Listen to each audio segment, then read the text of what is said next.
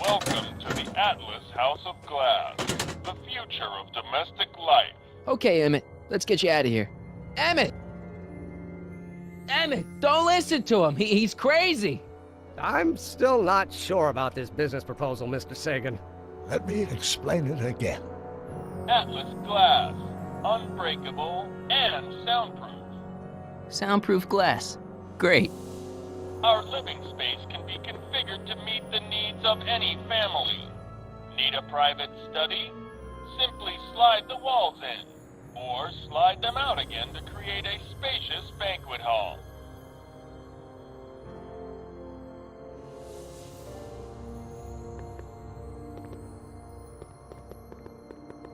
Emmett, get out of this place and back to your booth. You're gonna miss the demo. Come on, Emmett, look up here.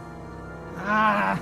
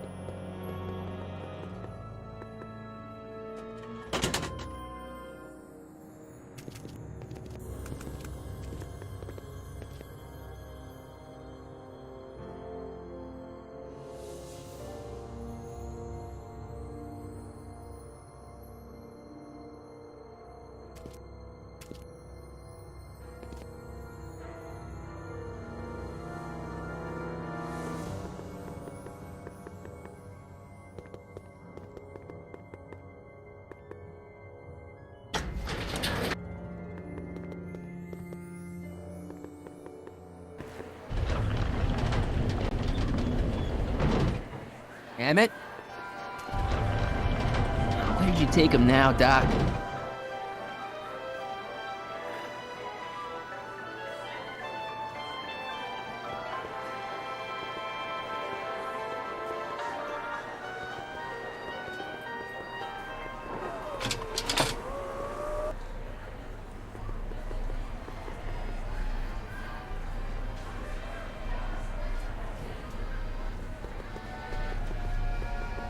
Experience the wonder of, well, it's already got me wondering how the heck to pronounce it.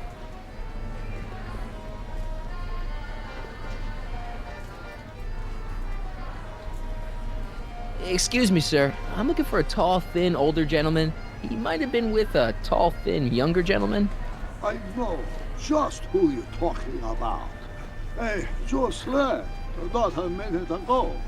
If you hurry, you might catch that.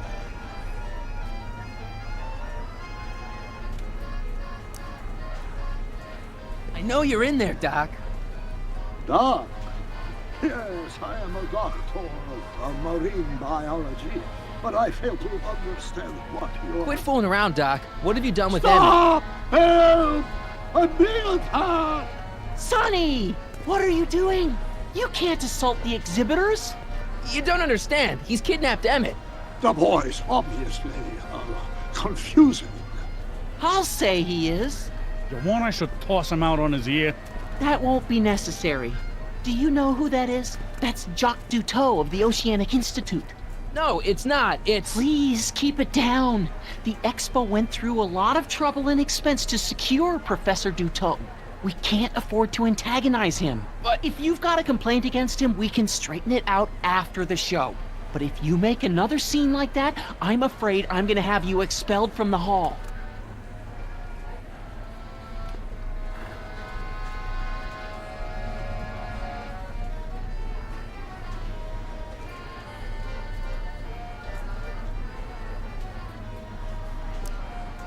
Where'd you stash Emmett? In the diving bell? It's called a bathysphere.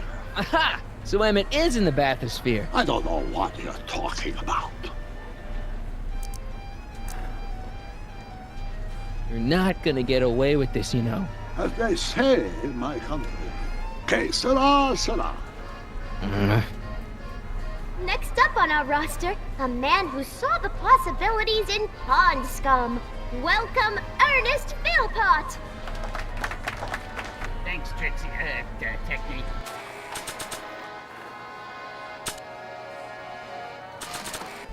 I'm truly honored. Here's my to be ticket. here today I want to among all see you inside that contacts. bathysphere.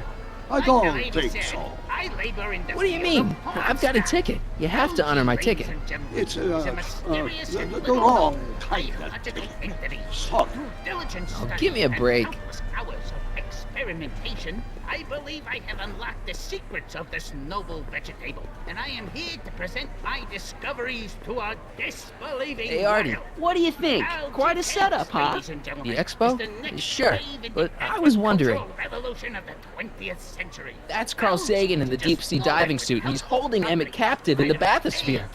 You're making a pretty serious allegation, mister. I'll have to look into it. Right after the show. On account of the less than appetizing nature This of the ticket should get me into algae any exhibit on the floor, right? Sure, that's a P ticket. Well, the guy at the aquarium is refusing to honor it. There must be some mistake. Come on, let's straighten this out. Professor Dutot, this young man claims you refused to take his ticket. Not at all. I'm only too happy to take his ticket. Please, climb the ladder, and I will raise the bathysphere.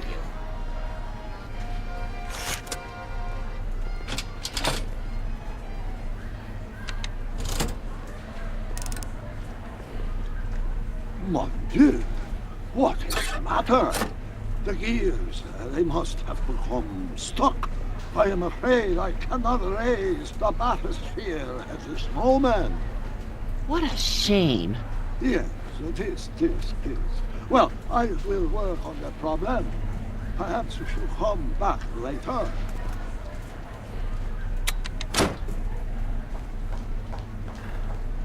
Thank you, Ernest. Do be sure to drop by his booth and sample an algae cake. I have, and it was very interesting. I will be back later to highlight another of our fine exhibitors. See you soon.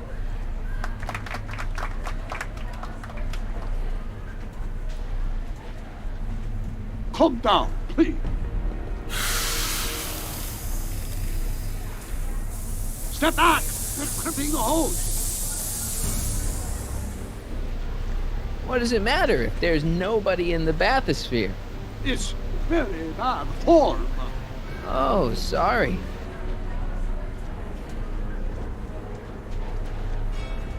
It's an old nautical superstition. A crimped horse means imminent doom. It does if there's somebody inside the bathysphere, but I thought you said there wasn't anybody in the bathysphere. There's not.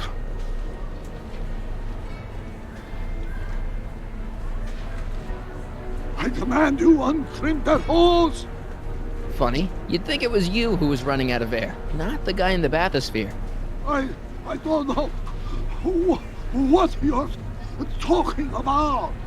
It's as if you two were connected somehow.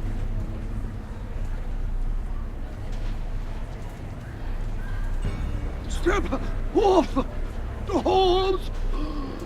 Raise the bathysphere, Doc. I won't do it. Then neither will I.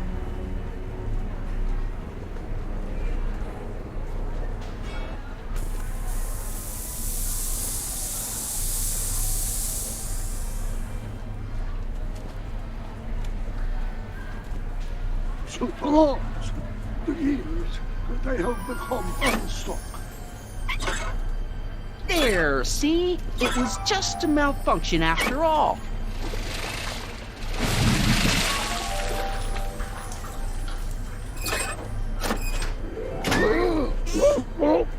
Let's get you out of there. Emmett Brown? Then it was true. Hey, you. Hey, he just took that guy's wallet. I think he took his wallet. Oh, remind me not to become an oceanographer. I guess I must have a touch of claustrophobia. Never should have gone in there. Well, we've all got problems. Now, you'd better get back to your booth Funny before... thing is, I don't even remember going in there. Last thing I recall, I was in the glass house talking to Carl Sagan. Did you know he's really a scientist? I'd heard. What did he say to you? Oh, he had some sort of spur-of-the-moment business proposition. It was all very rush. I never got the details. It would have meant leaving before the expo was over, so I told him that... Say, where'd he go? Do you know? Carl Sagan? He had to leave. One of his experiments blew up on him. No, I know how that is. What's this? Oh, yeah. Edna made Detective Parker shut down your booth. He says he can't go against her. Oh, yeah? Unless we dig up some dirt that'll discredit her in the eyes of the law. So that's what we'll do.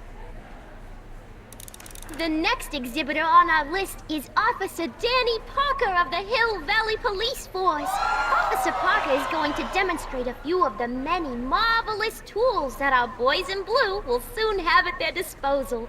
The criminal element has truly met his match today. Officer Parker? It seems our next exhibitor is unavoidably detained, but I'm sure his presentation would have been both enlightening and exciting. How about a round of applause just for the heck of it?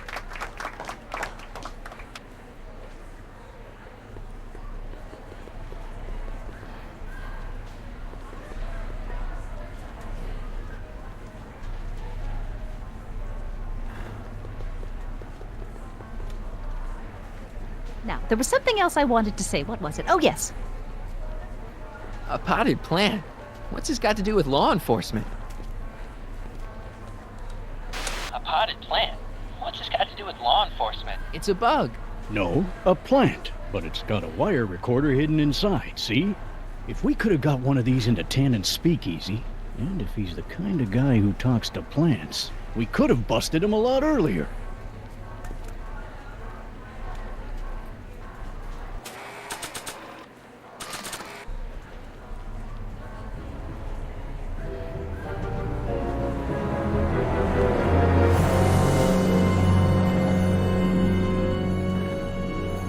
What?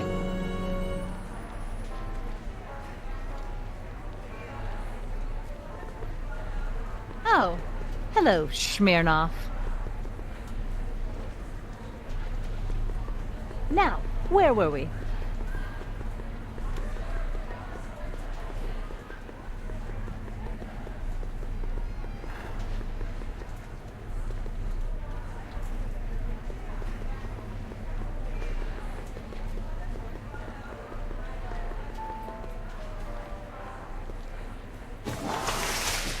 Welcome to the phone booth of the future, made with Atlas glass. Atlas, unbreakable and soundproof. Our phone is hands-free, so you can enjoy a sandwich or a cigarette while chatting with friends in perfect privacy. Would you like to place a call? Yes, I'd like to talk to... Unfortunately, this phone booth only accepts incoming calls.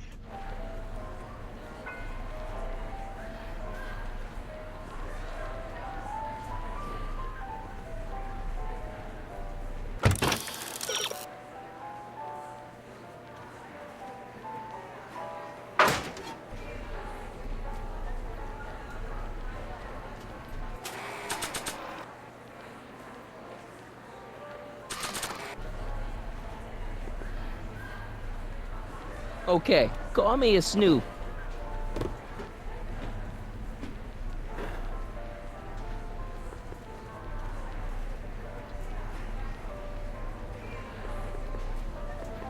Hi, Trixie. Now what can I do you for? Thanks.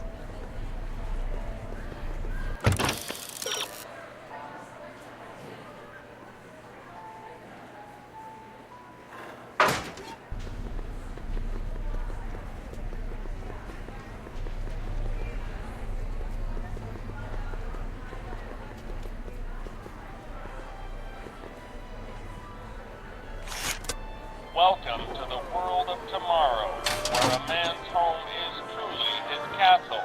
Here, gratification is just always a push of a button away.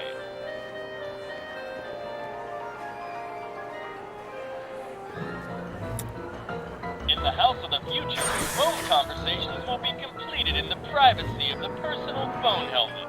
Please recite the phone number you wish to dial, or say hang up to terminate your phone helmet experience.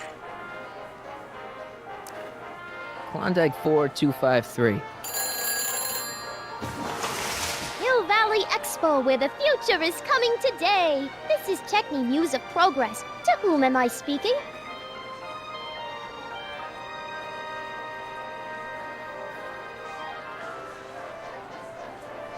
This is Carl Sagan. Ooh, the mysterious Mr. Sagan. What do you want? Can you put Edna Strickland on the phone for me? Sure thing, Mr. Sagan. Hey, Strickland! Somebody actually wants to talk to you. Mr. Sagan? What happened? I thought you were distracting Emmett. I was? Oh, yes, of course I was. Then why is Emmett standing here, valiantly trying to convince Detective Parker that he should be allowed to go through with this ever so dangerous display of wrong-headed technology? What can I say? I was outsmarted by that wily Yakov Smirnov. Well, that puts a crimp in our plan. Yes, our plan. About that plan.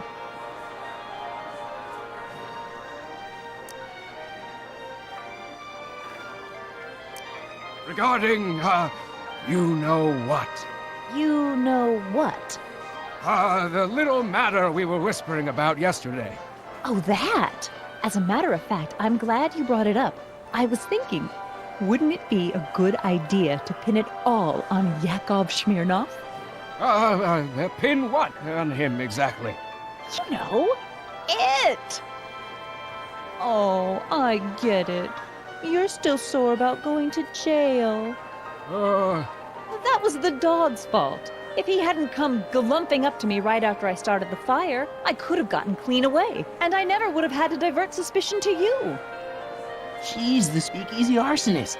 Carl, is somebody with you? No, it's just you and me. You know, I don't think I ever asked you why you burned down all those speakeasies. Why? Because no one else was doing anything about them. Every night they'd open up their doors serving illegal drinks and loose women, flaunting their depravity to the world, and the authorities did nothing. So I did what any right-thinking, rock-willed woman would do. I took action. Oh, and such a gorgeous action it was, too. The fires were so beautiful. The alcohol made them go up in such pretty blue flames. Where was I? You were explaining why you burned down the speakeasies. Yes. Did you find my answer to your liking? It was very revealing. Hang up. What? Jeez, Edna was always a loon. I hope that confession's good enough for Parker.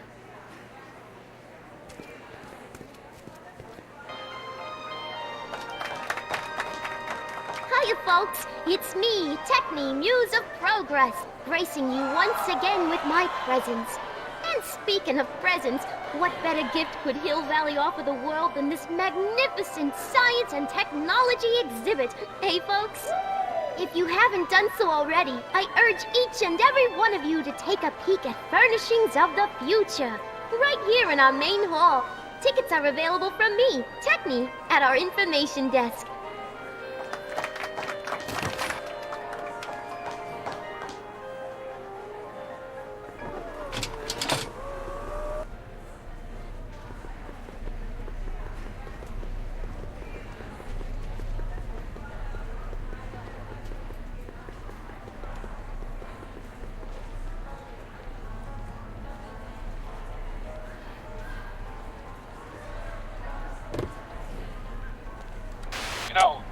don't think I ever asked you why you burned down all those speakeasies. I think a lot of people are gonna be interested in that answer.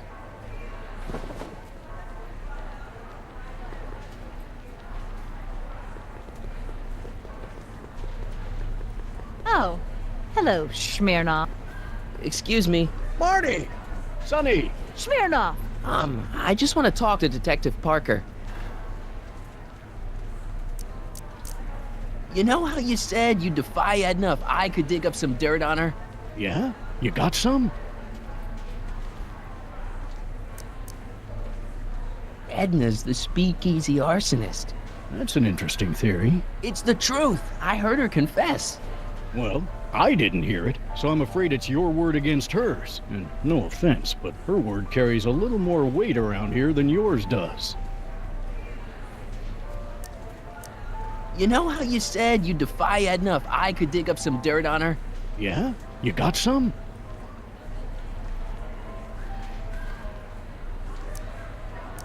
Edna's the speakeasy arsonist. That's an interesting theory. It's the truth. Well, I'll wait around.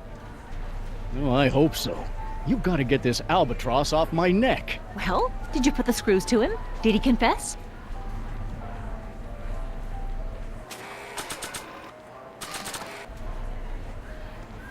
Oh, hello. Hey, Danny. Do you mind, comrade? I'm busy trying to keep Emmett from letting you lead him into the biggest mistake of his life. Mistake? My biggest mistake was... This'll only take a minute. Our plant recorder. It's not a good idea to steal police property, you know. Listen. You know, I don't think I ever asked you why you burned down all those speakeasies. Why? Because no one else was doing anything about them. Edna? You're the arsonist? Detective Parker, surely you're not going to believe this crudely manufactured forgery of a recording. I'm not sure what to believe, ma'am. But based on this crudely manufactured forgery, I'm afraid I'm going to have to ask you to come down to the station to answer a few questions about your whereabouts on the night of the speakeasy fires. Emmett? You're on your own, darling. Oh, very well. Heavens, what's that?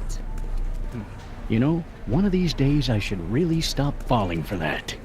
Not to sound callous, but does this mean I can demonstrate my invention? Let's take that as a yes. Greetings and salutations to all our honored guests. I am Techne, Muse of Progress, and it is my pleasant task once again to highlight one of the great minds who was hard at work building a better tomorrow. I think that's me. I'm next on the roster. But are you ready? No, I don't have a choice. Did you bring the static accumulator? Oh, right. Here you go. Great. Come on, let's get up there. He's been hard at work dreaming up gizmos and banging them together in his garage.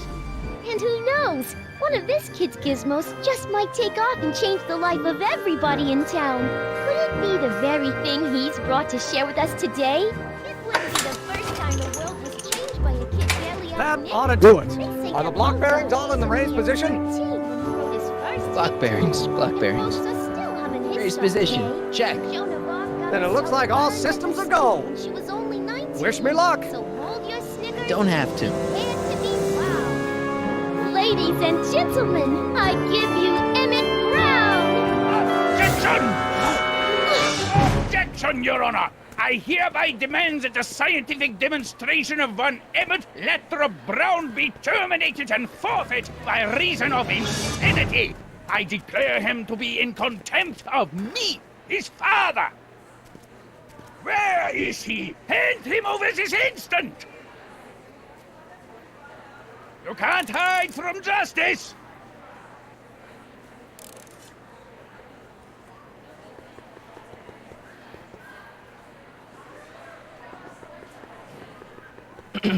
You don't think you can shelter him? Maybe Emmett would come out from wherever it is he's hiding if you tried the reasonable approach. This is the reasonable approach. Don't antagonize him. Well, if you're not going to say anything... So he is up there with you. Thanks a lot. Son, I order you to come down from there this second.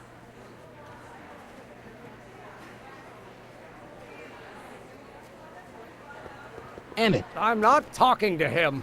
There's no point.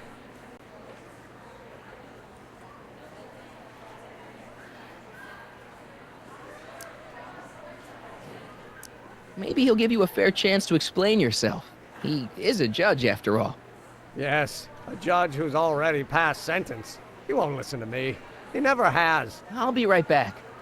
You dare to disobey a direct order?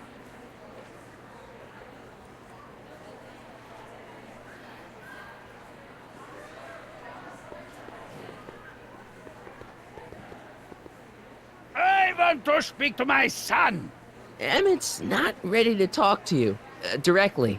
Oh, God. I suppose you're his mouthpiece? I guess so, yeah.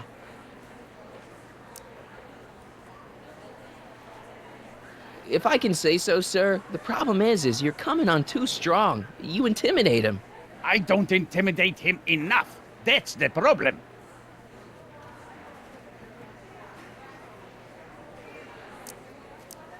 He says it's no use talking to you. You never listen? That only shows how pig-headed he is. Of course I'll listen. If he can justify his craziness, I'll be only too happy to indulge it. Stay right there. I'm not going anywhere. I'm counting to 4. Emmett. I'm not talking to him. There's no point. You heard him. He said he'll listen to you. Well... At least give it a shot. Father? Son? You've never understood the first thing about me. All you want to do is step on me, squelch my natural instincts. You don't know what it's like to be young. You don't know what it's like to have dreams, to have ambitions so great and so powerful that they've got a life of their own. And it's all you can do to hang on for dear life while they gallop on where they must. This is America, Pop. And in America, a person doesn't have to do what his father did. Isn't that why you came to America? To live where there wouldn't be so many rules? Well, we talked. Are you happy?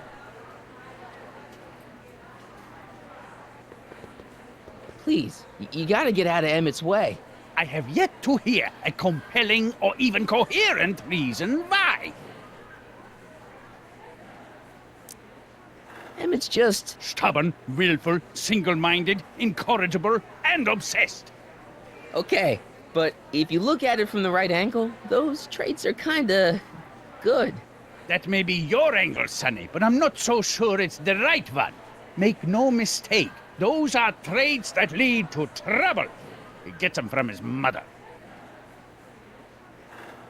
See, Your Honor, it's just that this demo is so important to Emmett. A childish kerfuffle. He'll forget all about it in 2 weeks' time. That's what I'm afraid of. Look, Your Honor, you don't see it, but there's an awful lot riding on Emmett's demonstration. All the more reason why I've got to put a stop to it. Look me in the eyes, young man. I expect you know my son pretty well by now. Do you seriously think his exhibition is going to be a success?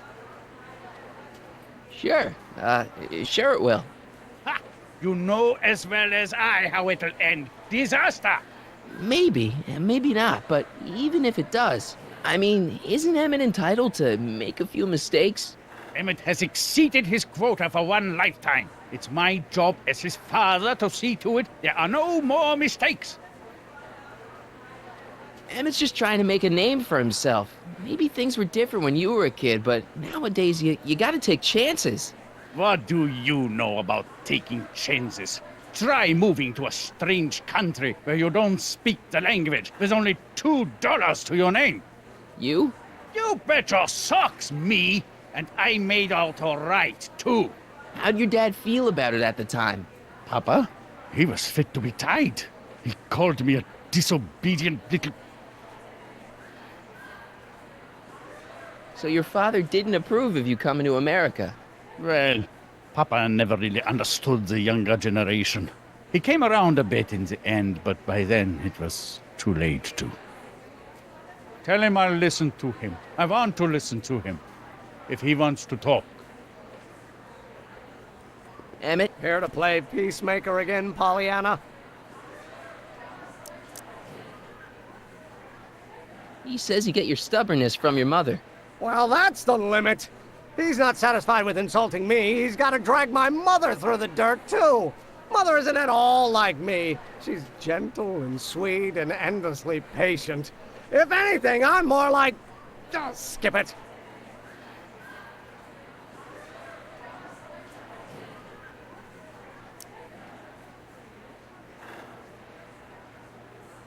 You were starting to say that you're like... Skip it. Can it be that you and your dad?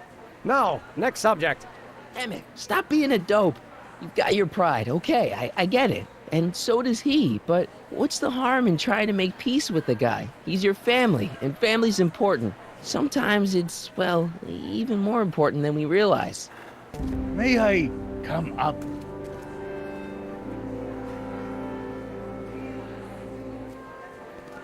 So, you think my new invention is a disaster waiting to happen?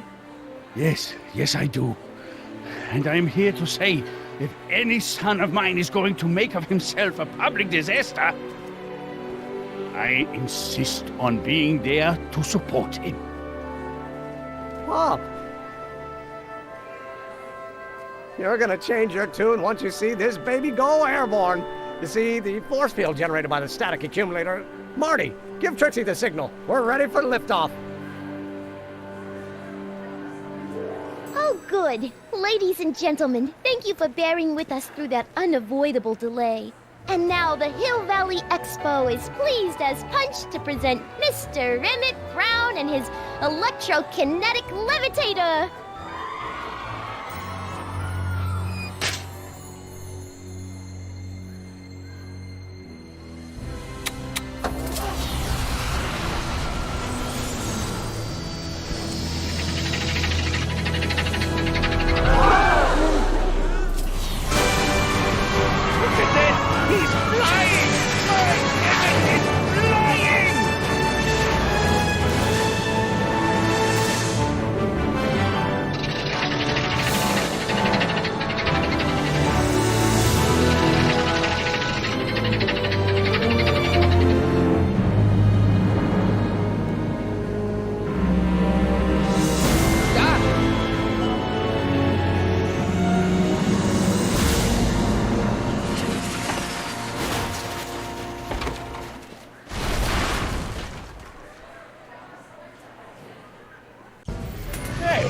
Hey, stop!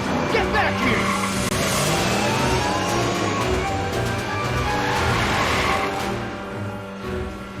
Doc! Are you okay? I thought I could change her. Things could be different. Forget about it. Come on. We gotta find a way to stop her before... No, don't come any closer. Doc! Go away! But... Move! Marty!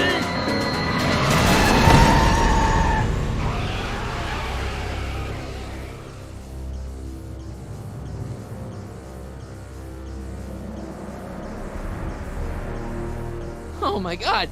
Doc! Say something.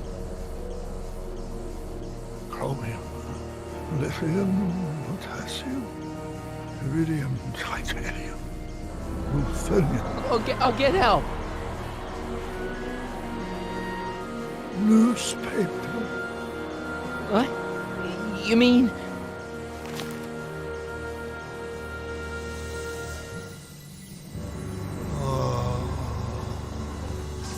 Gonna get you to a hospital, Doc. You're gonna be okay. Yes. Oh, I think I am going to be okay, Marty. No, come on, Doc. Doc, don't do this. Don't go.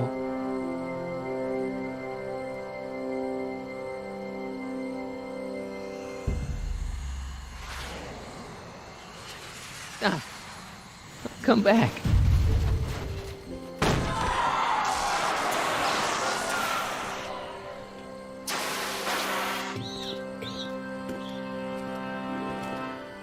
Doc?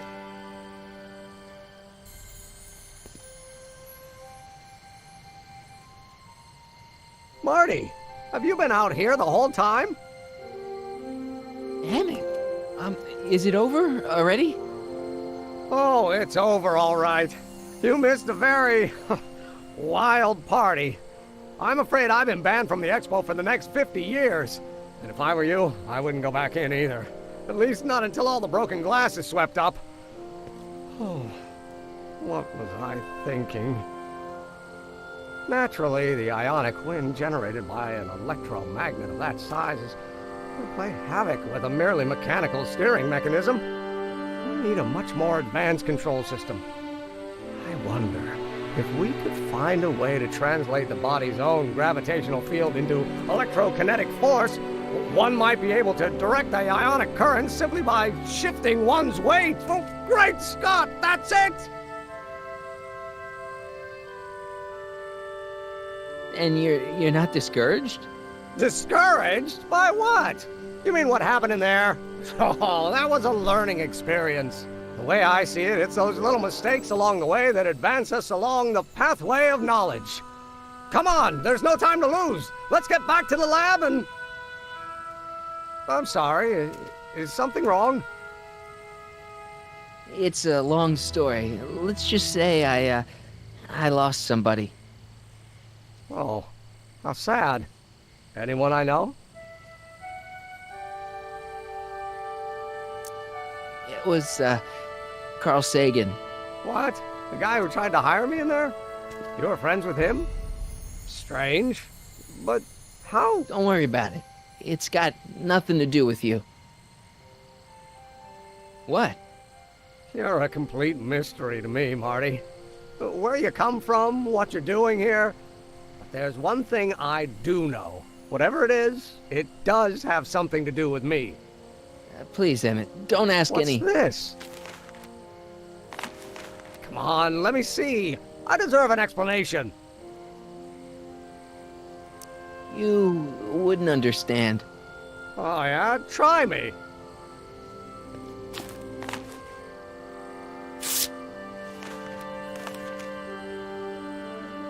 What's that? An explanation. But you've got to promise me. Don't look at it until you get the key to the city. Huh? Emmett! Just promise. Emmett, where are you, my son? I'll be right there, Pop. Key to the city? I don't understand. And you can understand. Not for a long time. It would do irreparable damage to something. Just say you promise. Okay, I promise.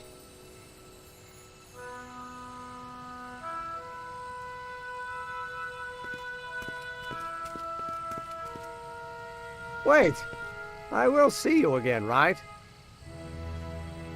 Guarantee it. Emmett!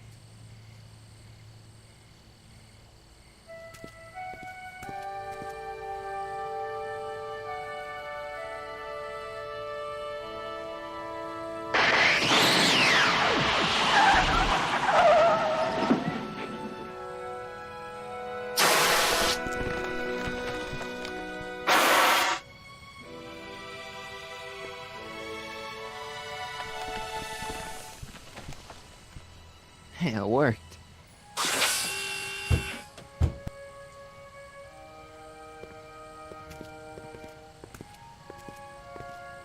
So, you were the same Marty. Funny how memory can play tricks on a person. I remembered you being much taller. How was the ceremony? Long. You've got a theatrical way of sending messages. Only way I could do it without messing up your timeline. Very clever. But what are you doing in 1931?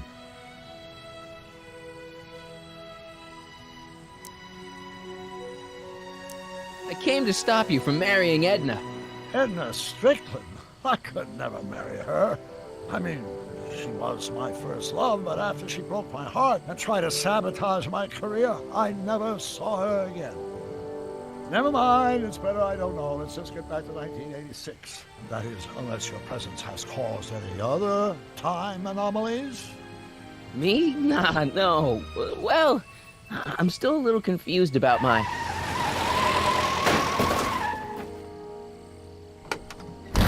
Where Where is he? Where's that no-good son of mine? He's not worthy of the McFly name. You see my Artie anywhere? Artie McFly? That's the one. Just got a call from Melvin at the city records office. He tells me the dad-blamed fool's gone and got himself hitched to a Canadian floozy. Can you believe it?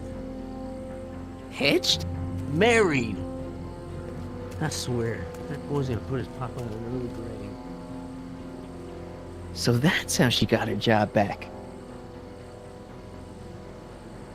Ah, he's married the wrong grandma. I mean, Trixie's not my grandma.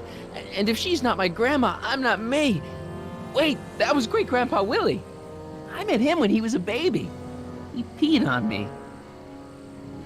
Holy crap, Doc, I'm gonna disappear again. Calm down, Marty. You seem reasonably solid right now. Whatever the problem is, I'm sure we can undo it with the help of... That car! Oh, great. How the hell did she get back here? She?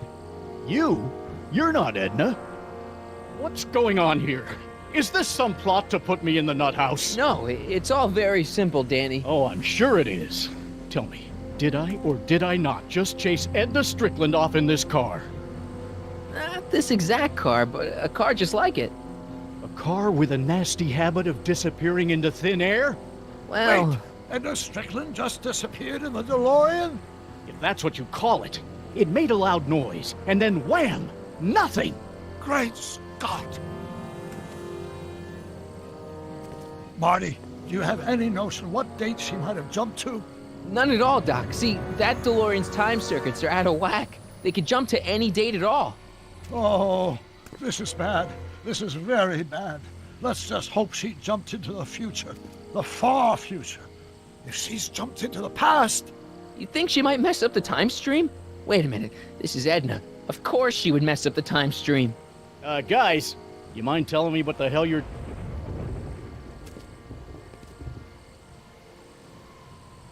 Uh-oh.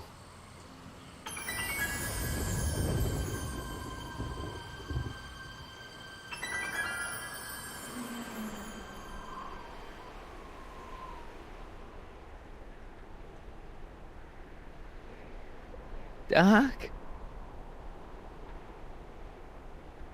Did we just leave Hill Valley? No, I believe Hill Valley just left us. How? Something must have happened to it. A long time ago.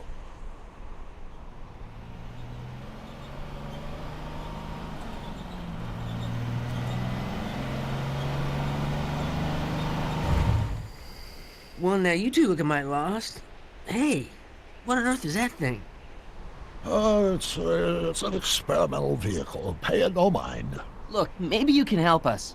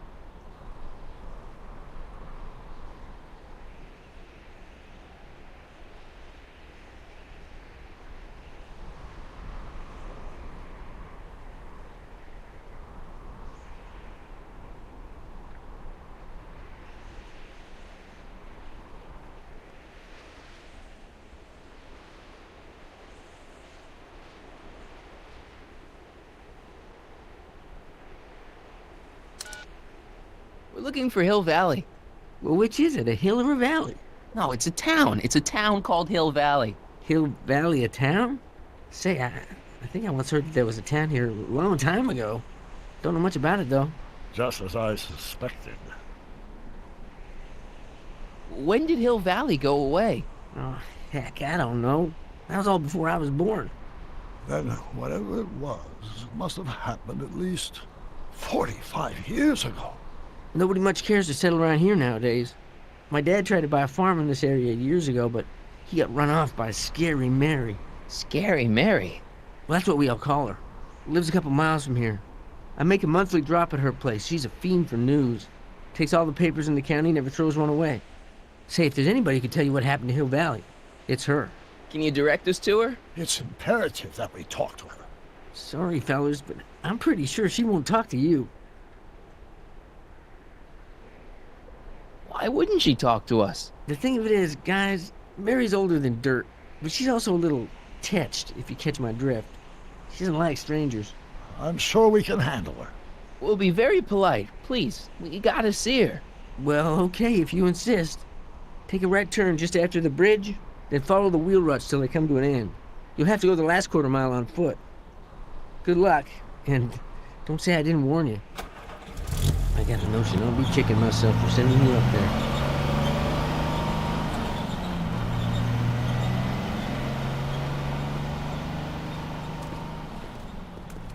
Can I drive?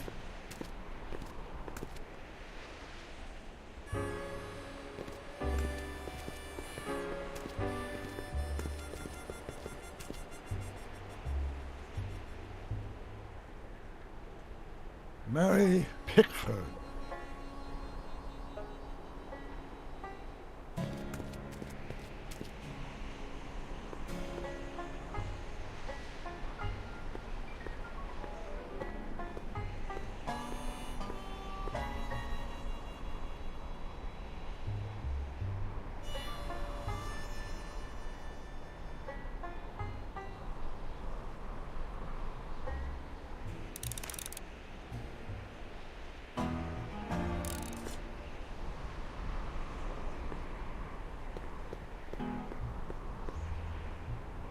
Doc, it's a... Shh.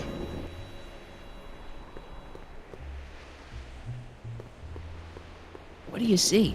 This vehicle has sustained some serious damage. Way to stay focused, Doc.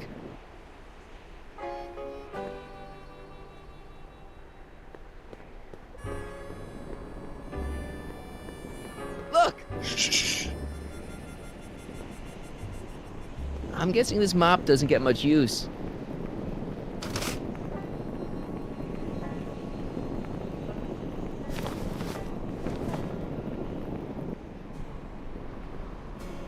Look! Shh.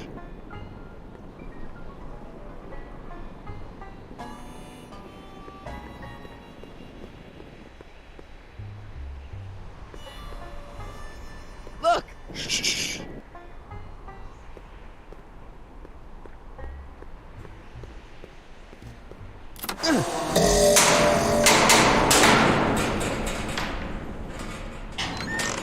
Step away from the cabin! Pardon us for intruding, madam. We were wondering if you could tell us... I don't talk to hooligans! Not a very friendly sort. Doc, that was Edna. Edna Strickland? Impossible. This is how she was when I first met her. I had to... Listen, just leave it to me. Okay, you think you know how to handle her. Just remember, we need to know what happened to Hill Valley, and just as importantly, the precise time when it happened.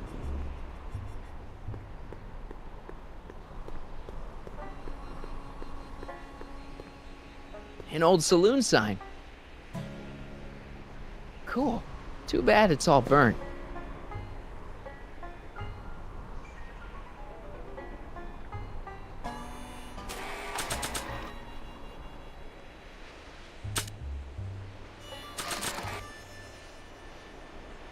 Nah. I don't think so.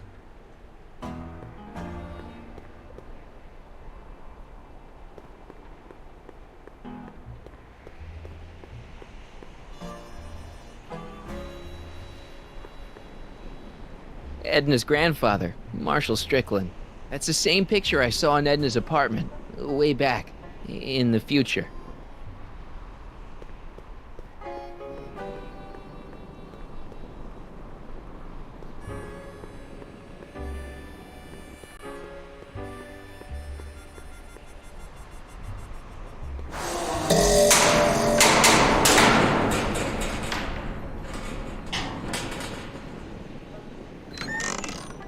Hey, Miss Strick.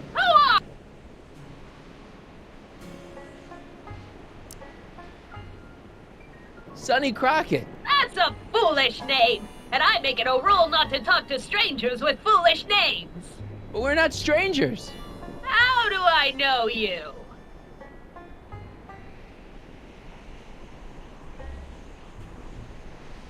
I saved your life once, a long time ago, remember? Kid Tannen had you tied up. Listen, Sonny, I'm an easygoing woman, but I got a few rules I live by. And rule number 1 is, I never, ever talk about the past! Or the future, neither. I don't talk about any day but today. I guess that didn't go so well. Of course she doesn't talk about the past, because there's something in her past she's trying to forget. But we're gonna pry it out of her. Go ahead, knock on the door again.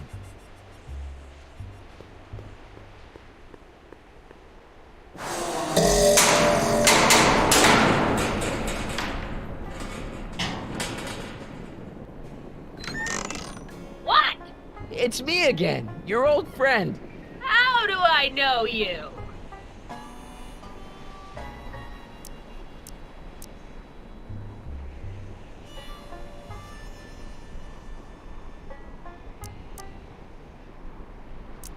You tried to have me arrested once, a long time ago. Remember? How many times I gotta tell ya I don't talk about any time but today? We spent the day together. We did? Where? At the expo. That's crazy. I've been here all... What day is it? Tuesday, October 13th, 1931. October 13th, 1931. October 13th. Something funny about that date. Well, what are you here for? I brought something for you. What is it? Let me see.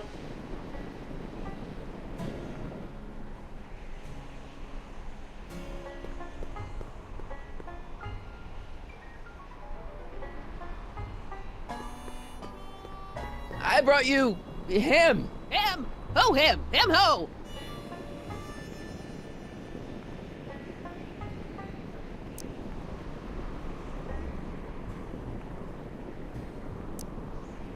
Look hard. Don't tell me you don't recognize your own boyfriend. My boyfriend? Yeah, he's all grown up. Come closer, fella. Marty, what am I supposed to do? Trust me, Doc. Just go with it. It can't be! Emmett! Yes, Edna. It's me. It is! It's October 13th, 1931! Oh, and you are Emmett! Emmett! How did I get so turned around? Have I been dreaming, or stay there? It's a classic case of repressed memory syndrome. Once the mental dam is broken, the subject is immediately plunged into the midst of the very scenes she's trying to forget.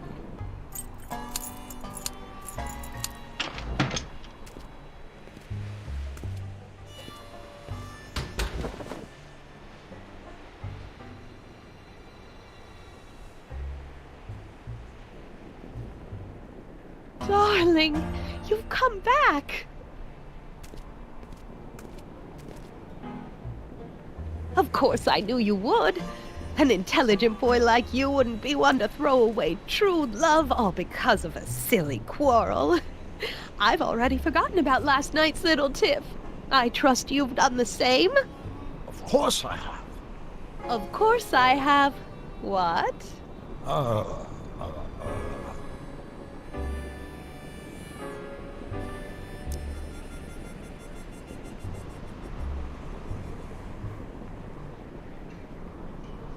Sweet stuff. Sweet stuff. You've never called me that.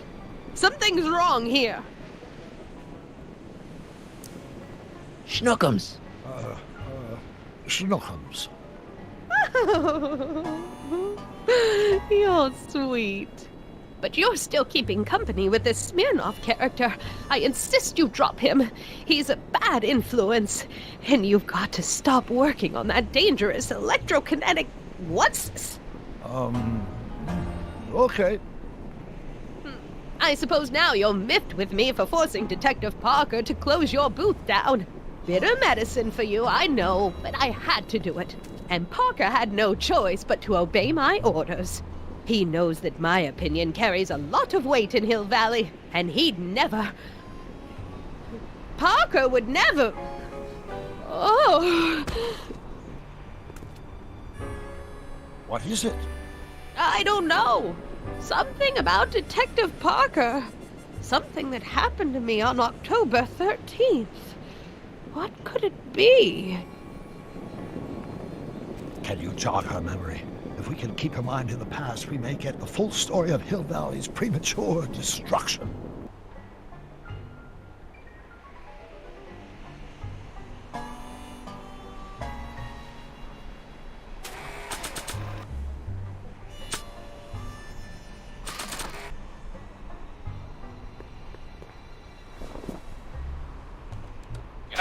I don't think I ever asked you why you burned down all those speakeasies. Why?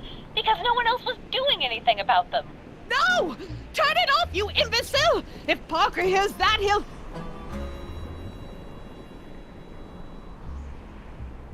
Officer, I can explain. It was a trick. I was framed. Oh! He's after me!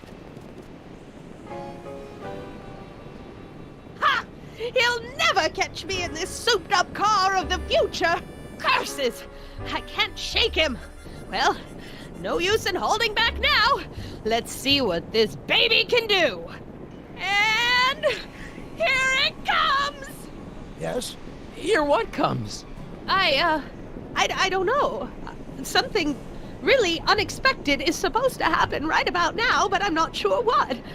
Oh, come to think of it, how can I be expecting something unexpected? What's going on? Quick, Marty. We've got to find a way to push the story along before she snaps out of her reverie.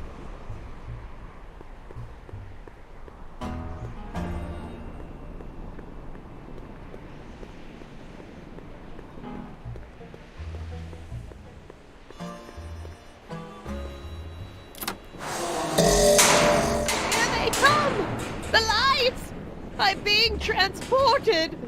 Where? Back! Back! To the past! What do you see? Hill Valley! But it's all different. It's so small and primitive. Heavens! Can it be? It is! Is what? Grandfather! Big as life! Marshal James Strickland came to Hill Valley in 1869, shot by... I know, Doc. We met him in 1885. Remember? No! I must be mistaken. Grandfather didn't look like that. That man is an imposter! I'm not even sure it is a man!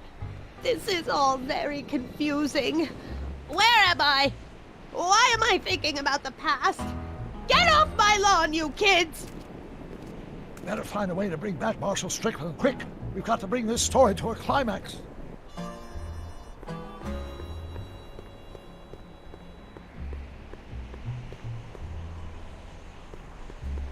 This hat doesn't frame her face very well.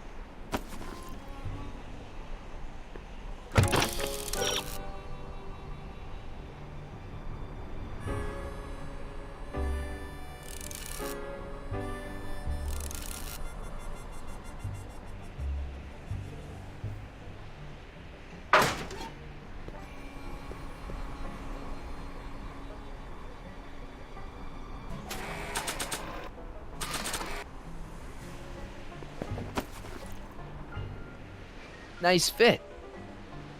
Looks like a Strickland to me. Like my little brother, perhaps, but not like my grandfather. Grandfather was much more shaggy.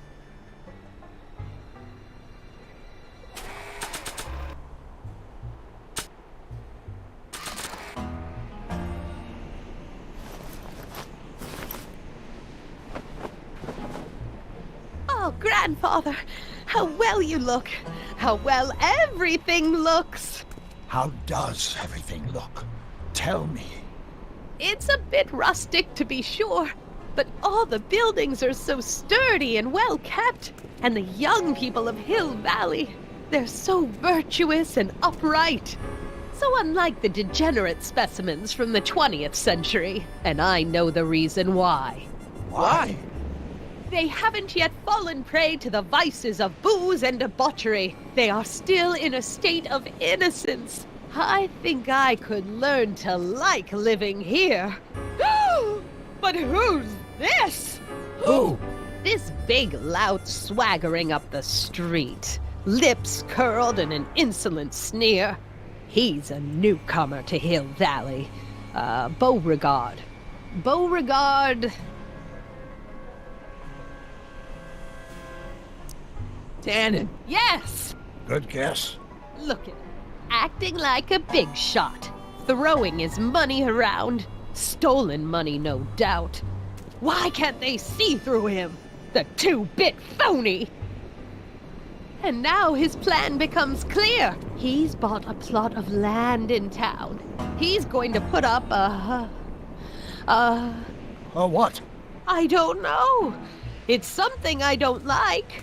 Something evil. This is the key to our mystery. We've got to get her memory back in the groove.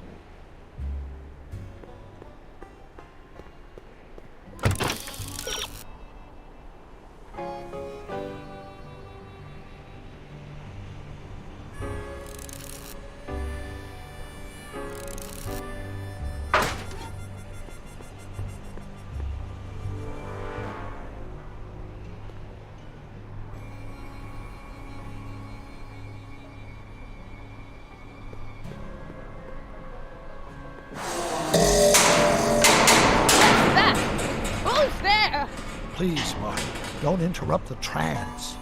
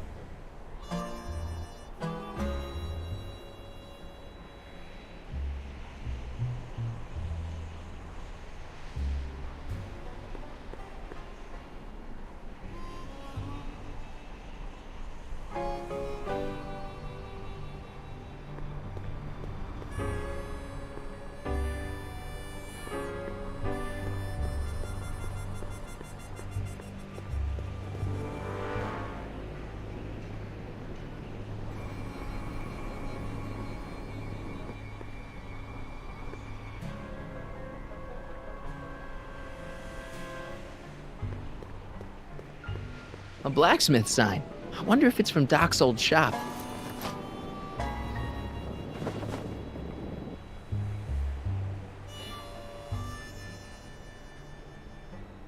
Mary Pickford. Now where would she pick up a fake name like that?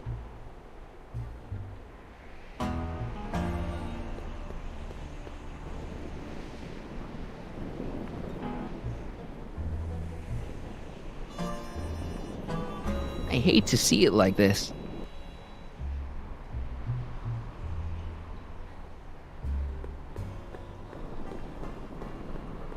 I wonder what's cooking.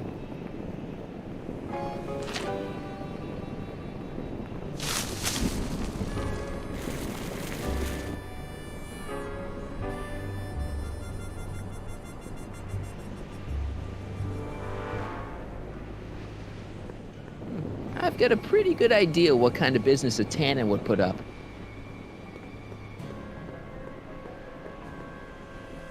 Help me figure something out. Yes? Beauregard Tannen built Hill Valley's first outhouse? Highly unlikely. But we need to do something to transform that outhouse into whatever it is he did build. Explain something to me, Doc. Edna jumped to the past and made Hill Valley disappear, right? That's the working hypothesis. Then how come we're still around? Whatever Edna did to Hill Valley must have happened so long ago that the ripples in the time stream haven't caught up with us yet. So, how long do we have before the ripples catch up with us? Oh, I'm sure we've got at least an hour before everything goes to hell. Great.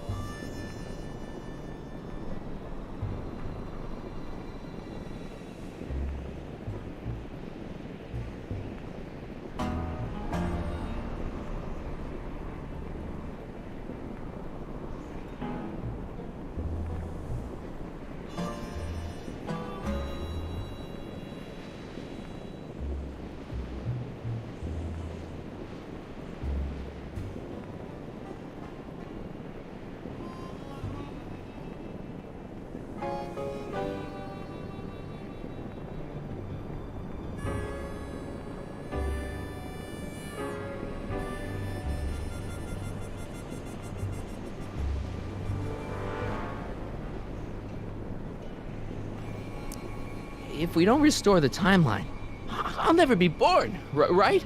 Probably not. But even if we do restore it, my grandpa's gone and married the wrong woman. Either way, I'm hosed. One crisis at a time, Marty. Right now, let's worry about getting the full story out of Edna. Edna used the DeLorean to jump into the past. I wonder why she never jumped out again. Put yourself in her shoes. Unexpectedly propelled into the past by an unreliable time machine. Will you risk another trip? I might. You know, I've been dealing with Edna Strickland a lot lately, and I've seen her old and I've seen her young, but I've never seen her so... Batshit crazy? Right. I'll figure something... I'm sure you...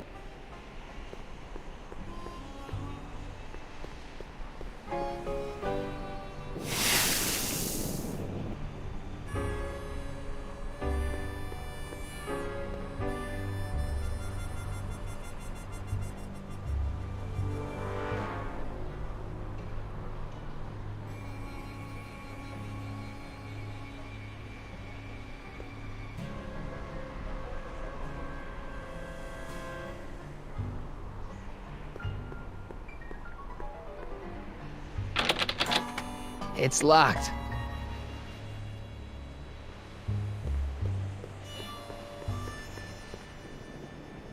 Edna's grandfather, Marshall Strickland. That's the same picture I saw in Edna's apartment, way back, in the future.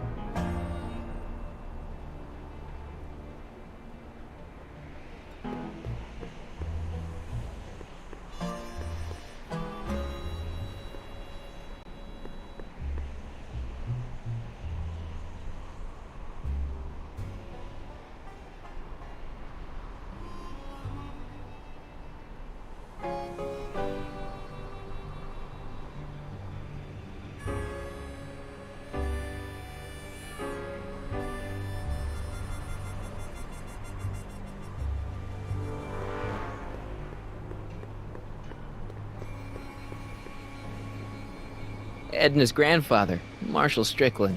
That's the same picture I saw in Edna's apartment, way back, in the future.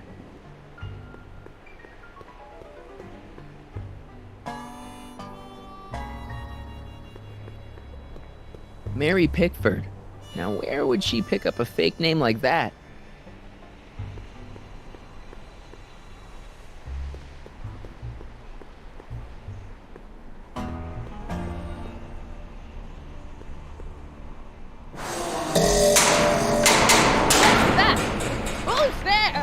Please, Marty, don't interrupt the trance.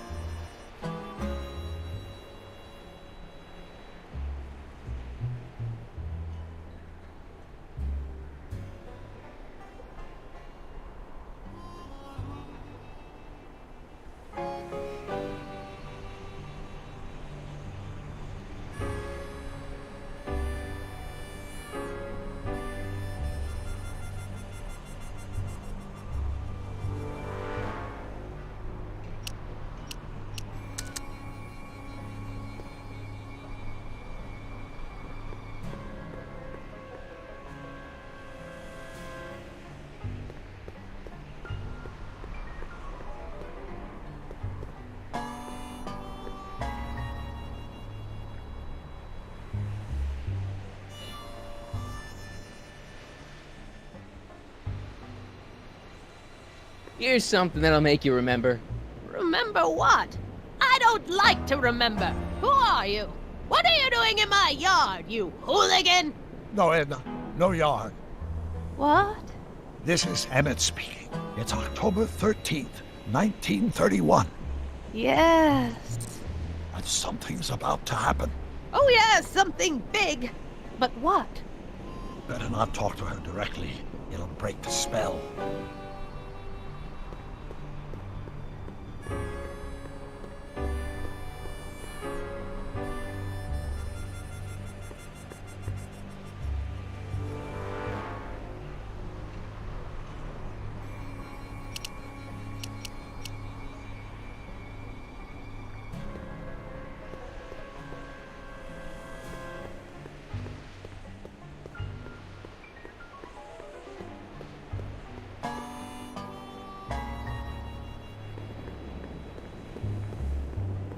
I've got a pretty good idea what kind of business a Tannen would put up.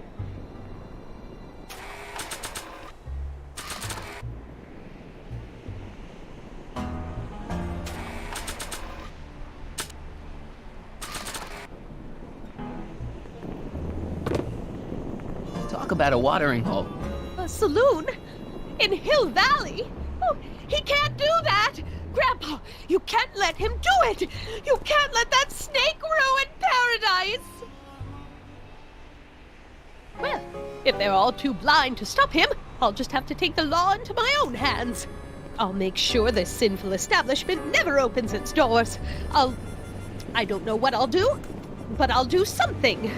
Something very conclusive.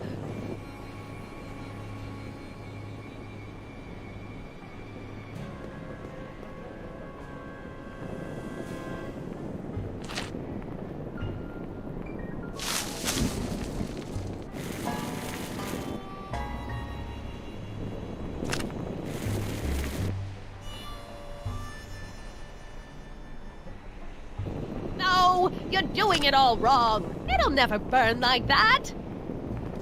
First, we'll need some kerosene. Apply it liberally to the building site. No sense in being parsimonious. And now, watch.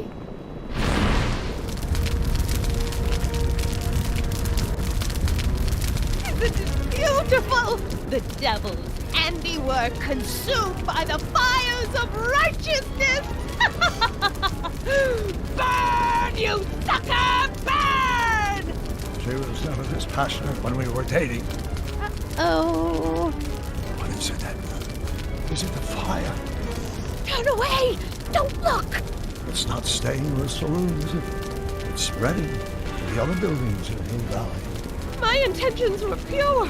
It wasn't supposed to happen like this. But it did happen like this, and you've been repressing it all these years because you can't stand to admit that you're... A hooligan! I'm a hooligan!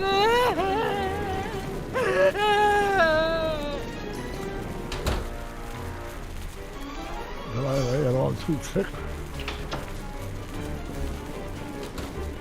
Here's the story. Black and white and red all over. Huh. Hill Valley destroyed by fire. Started approximately 2 a.m., July 17th, 1876. Of course, I'm not the real criminal in this story, am I, Mr. Sagan? You set me up for a fall. You and Smirnoff. You made me steal your infernal car. You made me burn down Hill Valley. And now, by the powers invested in me by the town of Hill Valley, I hereby sentence you two criminals to... You! How much have you heard? Enough for a month's worth of headlines in the Hayesville Herald. 2 months worth if you shoot those fellas. I could shoot you too, you know. But you won't, because that would be against the law. And you never break the law, right? This is your cue to skedaddle. Right. Much obliged.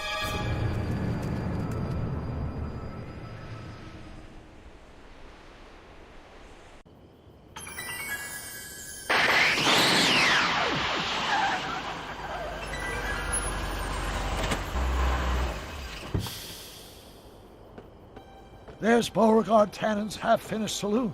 Sometime during the next hour, Edna's going to light it on fire and accidentally burn down Hill Valley. I wonder where her DeLorean is.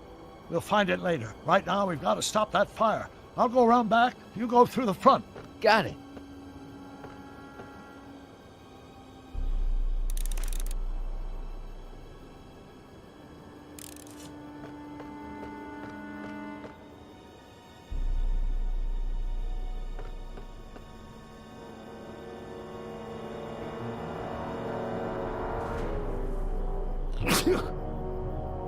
I'd better not get too close.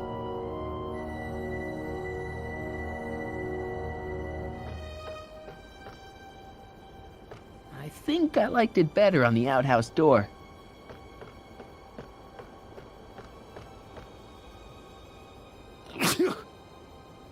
I'd better not get too close.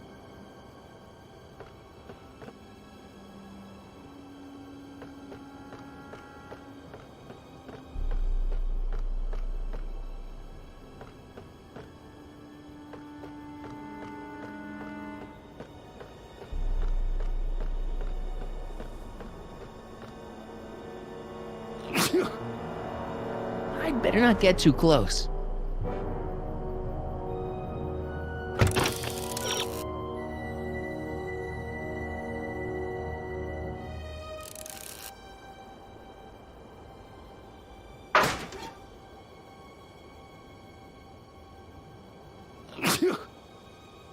I'd better not get too close.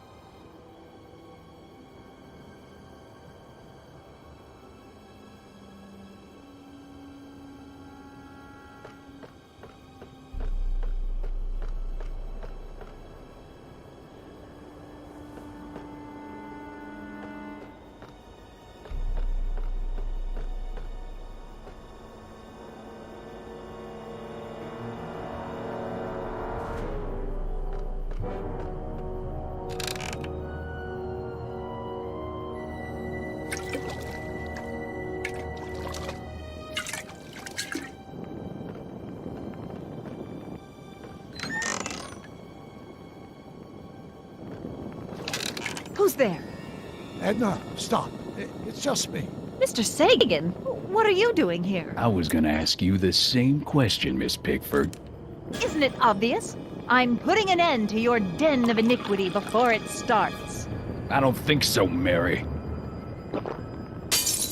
I don't like shooting women, but no one comes between Beauregard B. Tannen and his livelihood. Tannen, stop! If you shoot her, she'll drop the torch, and this whole place will burn up. Edna, stop! If you drop that torch, he'll shoot us! Looks like we're at something of a standoff here, Mr. Tannen. I don't see a way out, unless somebody manages to disarm both of you at the same time. How the hell am I supposed to do that?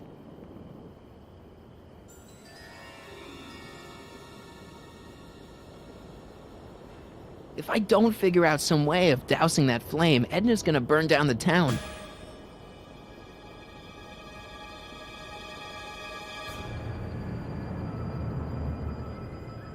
If I had a gun, I could probably outdraw Tannen, but I don't. Maybe I could jump him.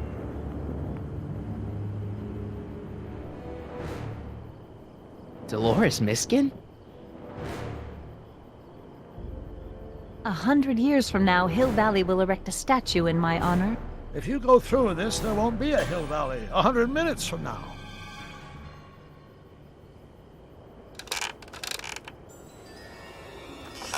Was that a mouse? What's the matter, Miss Pickford? Scared of a little mouse? No, but you should be scared. Mice carry diseases. It's a fact. Look it up.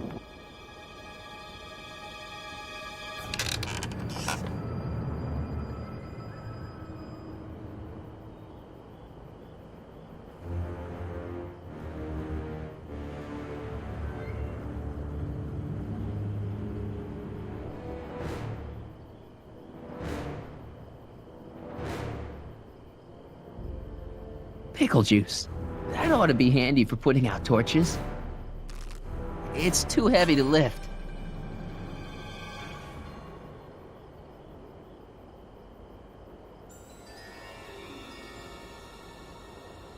Mary Pickford? Pickle juice. That ought to be handy for putting out torches. It's too heavy to lift. I wonder what's in these. Oh, stop, quiet. Gah. What the hell? Oh, cow crap. There goes all my pickled pig's feet.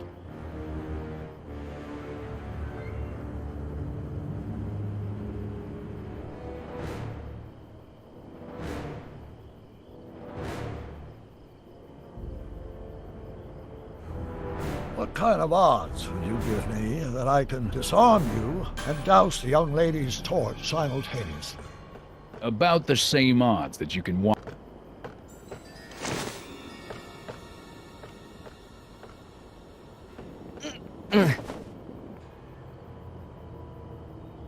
Maybe not.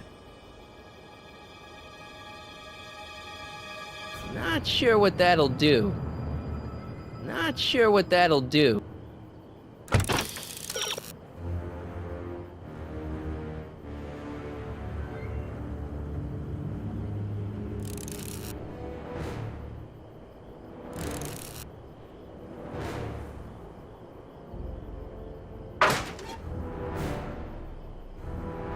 Not sure what that'll do.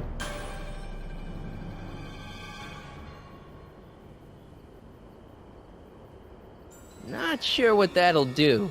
Why are you dressed like that? I wasn't planning on visiting the 19th century today. Not sure what that'll do.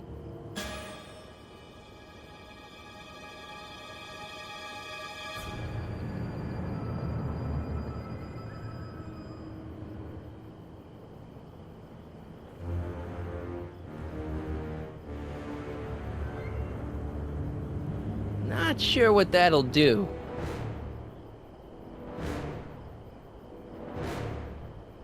Not sure what that'll do.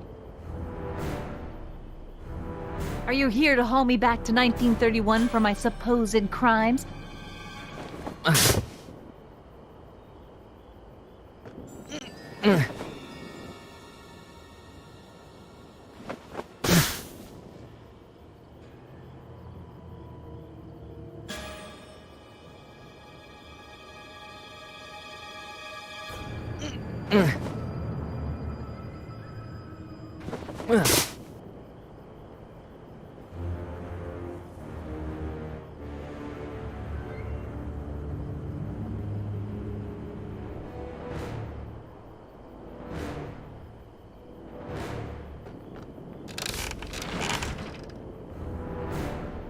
Going down. Looks like your torch is getting a little dim there, Miss Pickford. It's still hot enough to bring down this little bit of Gomorrah, Tannen. Say, that's a lovely chandelier you've got there, Tannen. Is it French? French? Nah, I got it off a wagon that had the misfortune of being robbed the week before I struck it rich in Nevada City.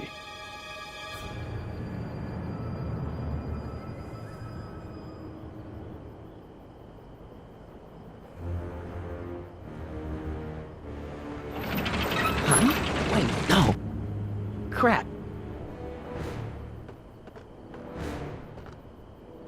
Man, this thing is not light.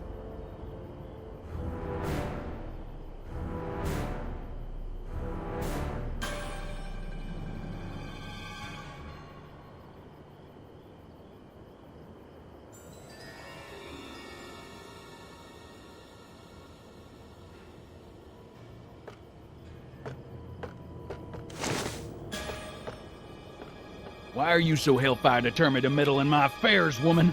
You've been a-burring my behind for over a month. Going down.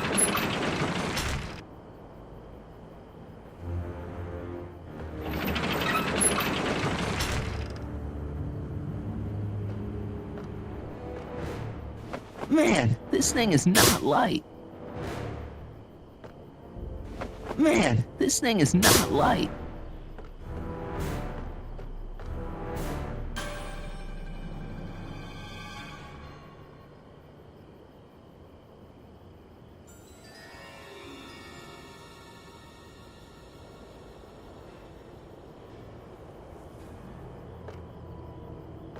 Pickle juice.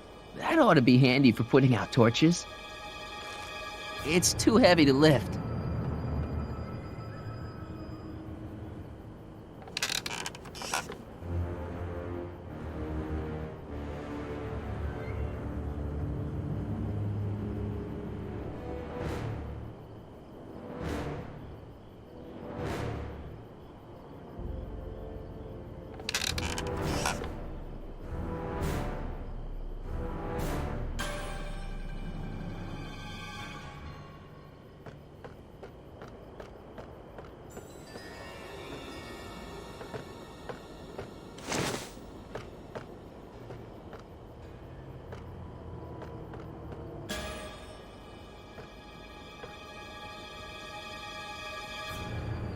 Why are you dressed like that?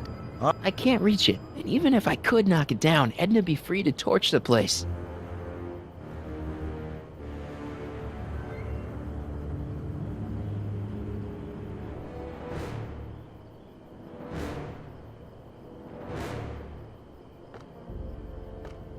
The sandbag's right over Tannen's head.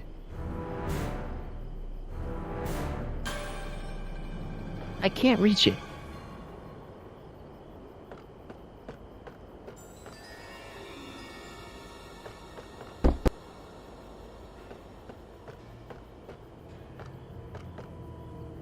Man, this thing is not light.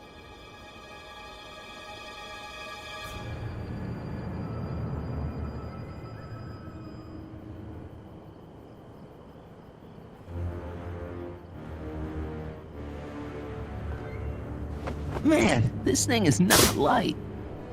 100 years from now, Hill Valley will erect a statue in my honor. If you go through with this...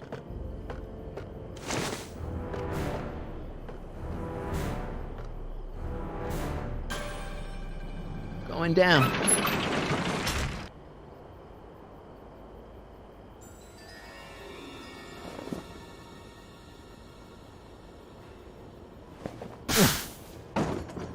All right, physics.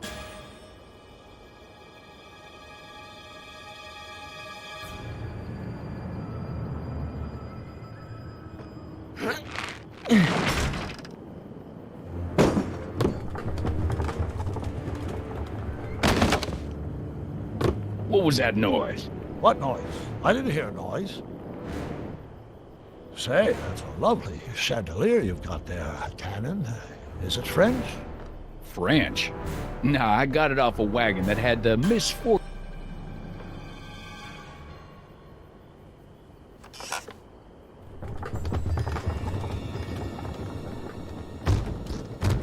Okay, that was lucky. Won't be long now. We'll just see.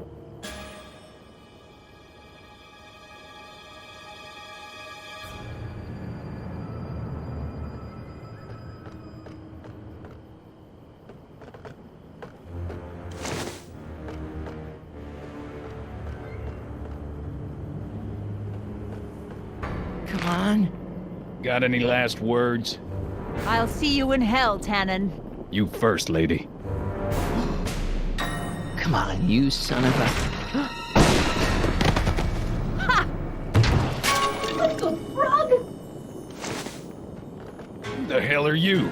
I'm the diversion, butthead.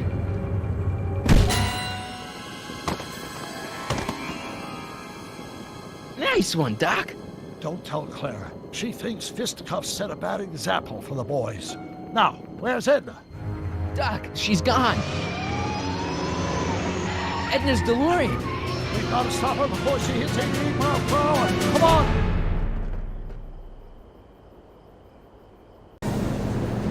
Okay, Edna, nothing to be worried about. You're a smart woman with a strong moral compass. You just need to think your way out of it. Oh, fudge!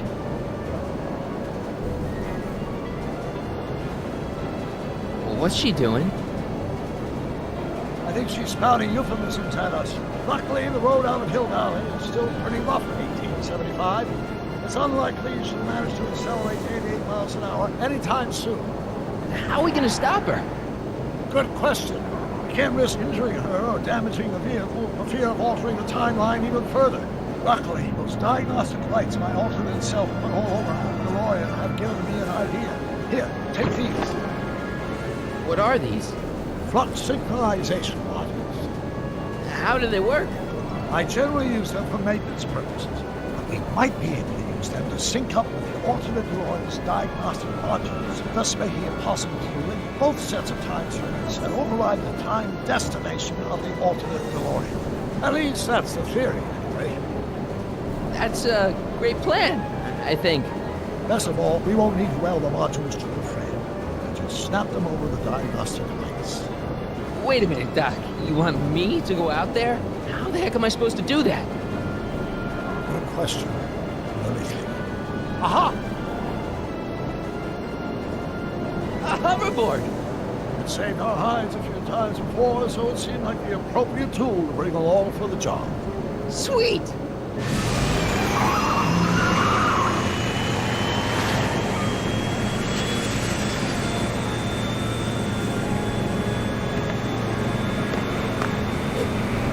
You okay? It's just like riding a bike. You ready to make the jump? Ready, Doc. 1, 2, 3, jump! Whoa! Nice form, Marty. How's the reception on the wireless? Great. Where'd you get these? From Bird's cache of 21st century video game consoles. Now remember, all you've got to do is attach the FluxSync modules to those diagnostic lights. Will do, Doc.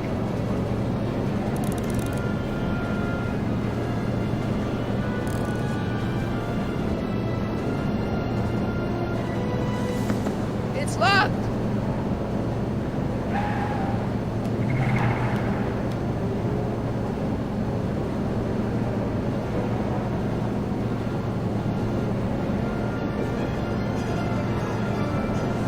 Mr. Fusion, should I disable it? Leave it alone. It's not a good idea to monkey with nuclear reactors.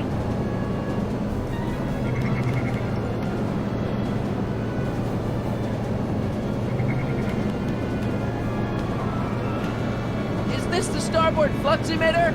Yes, now plug in the FluxSync. It's one of the flux emitters.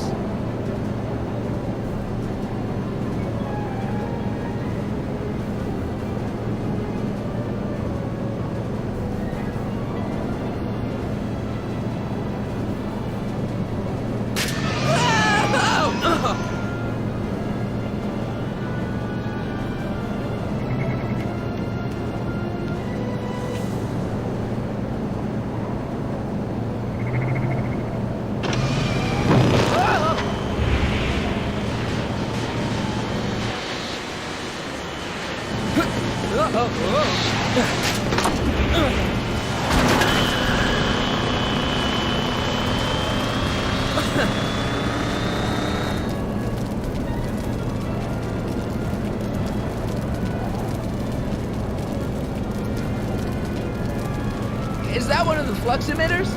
Yes, now plug in the FluxSync.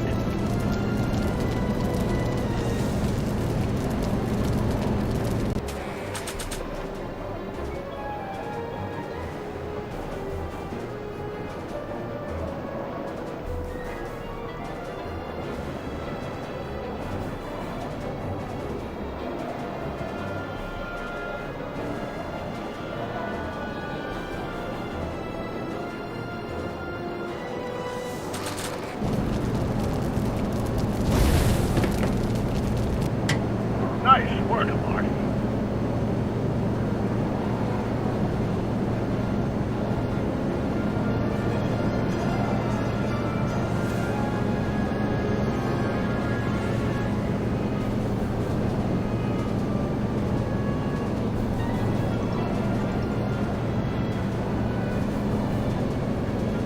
Mr. Fusion!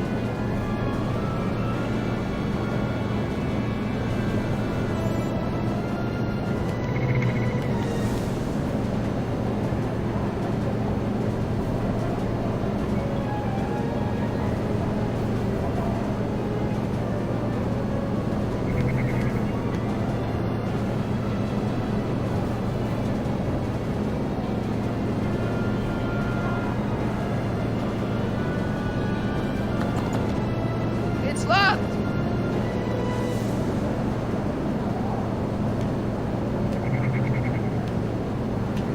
Made it. Excellent. Now let's get that flux override module before she starts making life difficult. Like she's been making it easy up till now? Is that the port flux emitter? Yes, now plug in the FluxSync.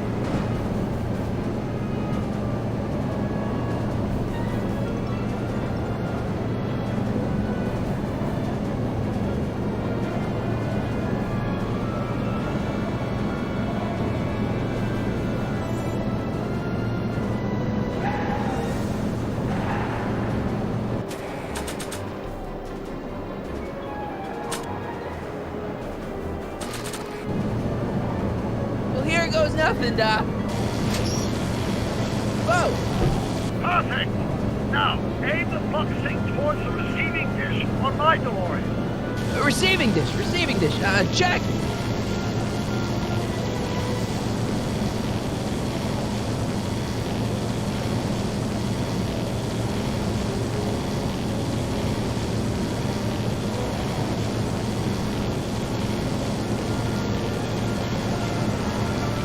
It's one of the flux emitters.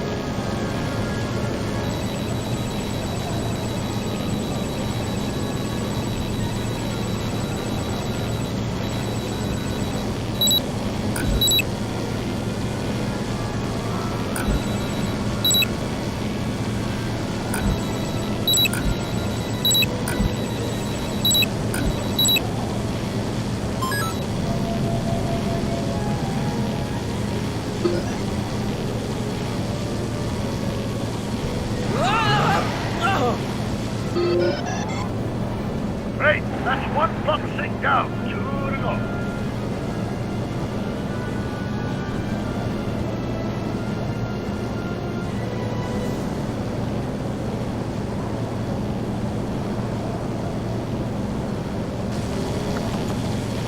It's locked!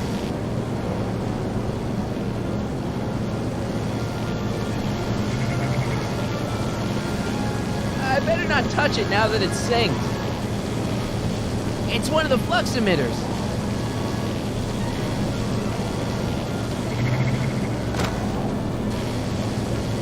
This will be a lot easier if you pulled over. I can't hear you!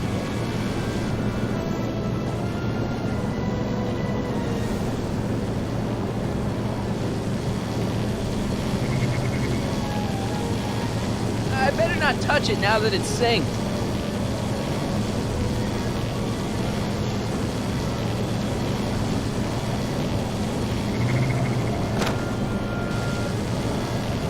Would you at least slow down? I can't hear you!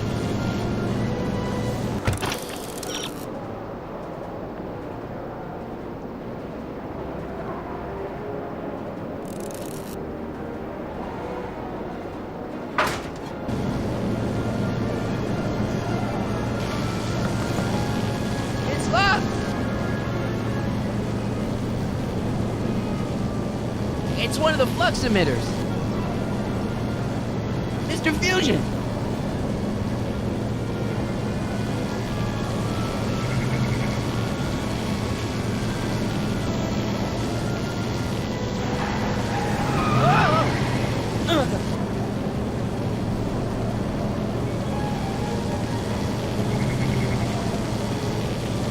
I better not touch it now that it's synced.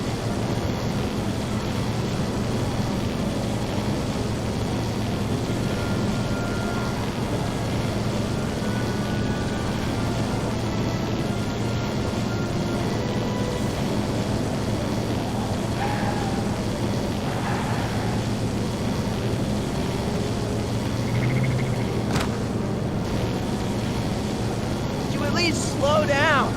I can't hear you!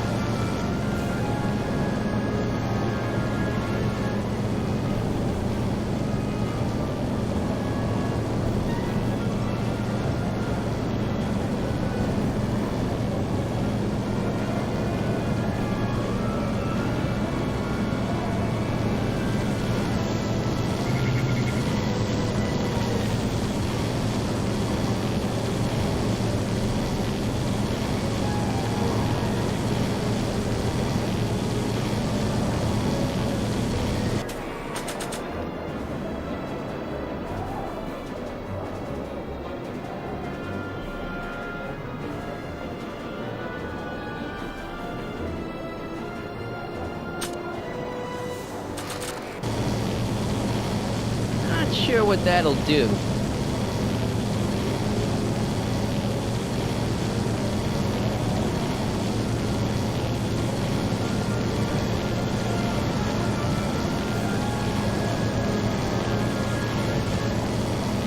I already put a flux override here.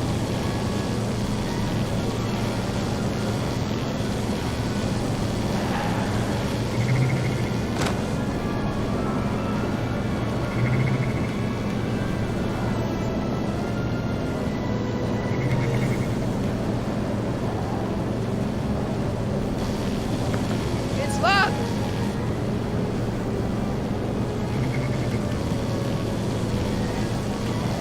It's one of the flux emitters. I can't talk to her from here.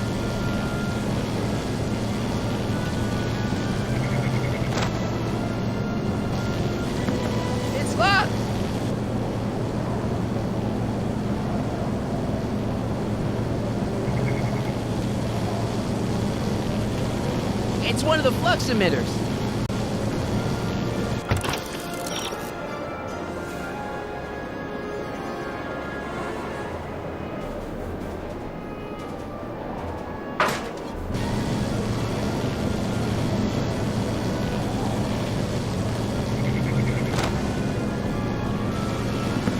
It's locked.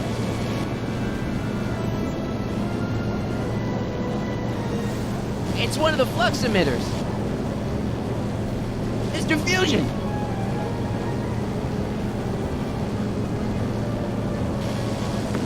It's locked!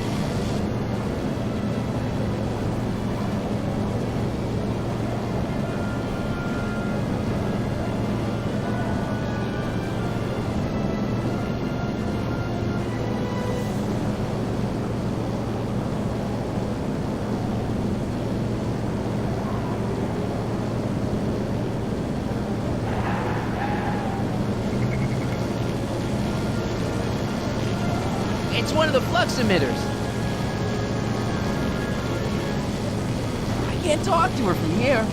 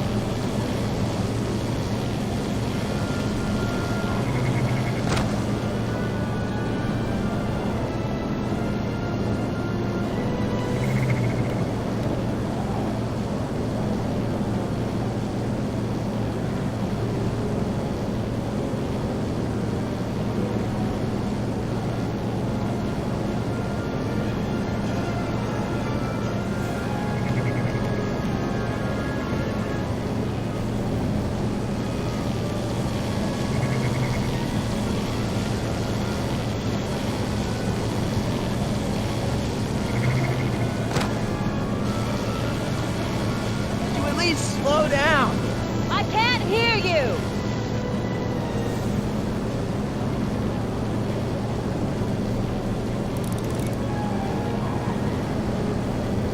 Mr. Fusion!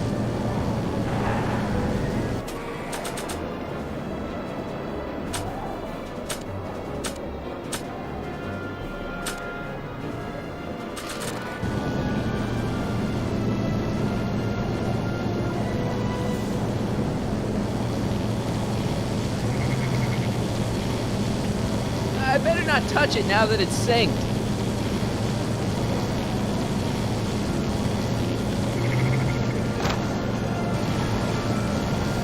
Would you at least slow down?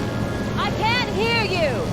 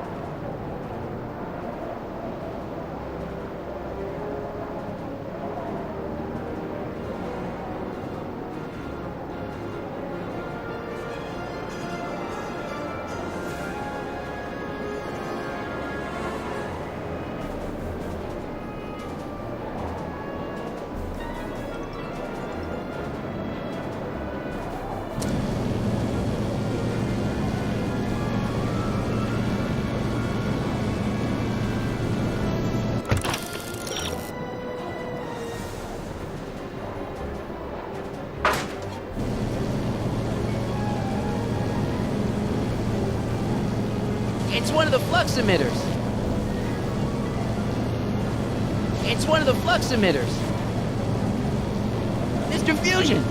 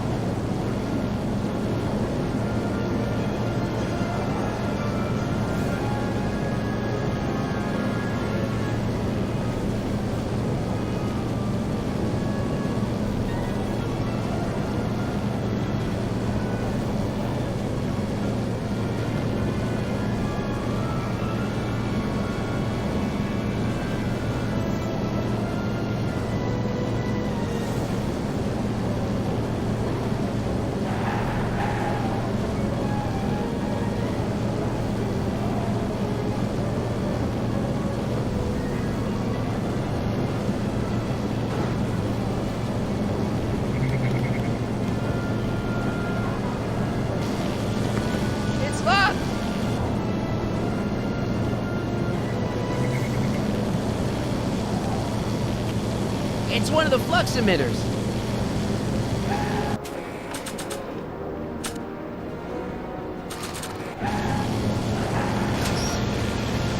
All right.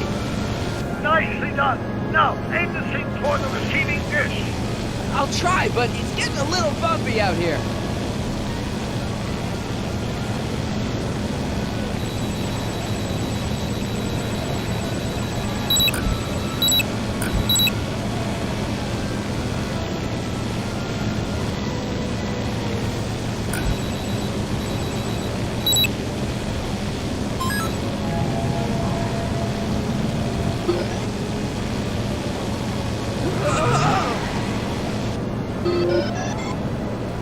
We're almost home, Marty.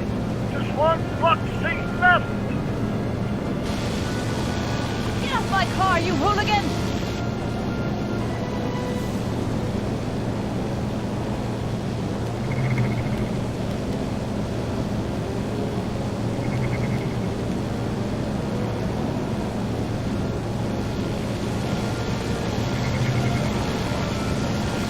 I better not touch it now that it's synced.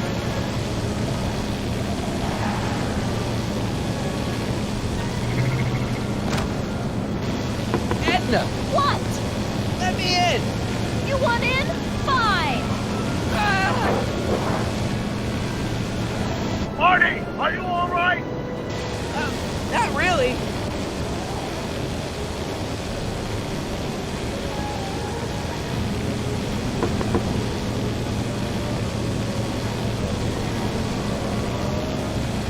What? Pull over! No! You're in a lot of danger! So are you!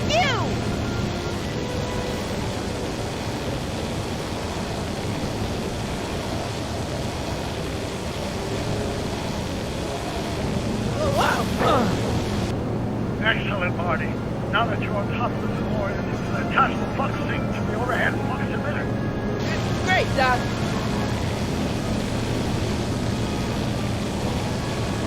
It's one of the flux emitters.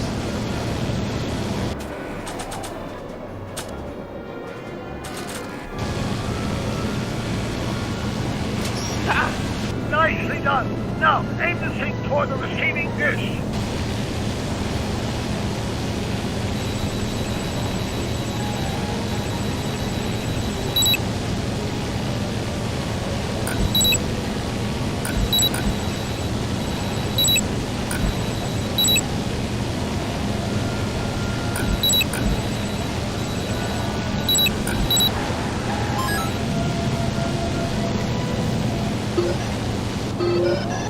That's it.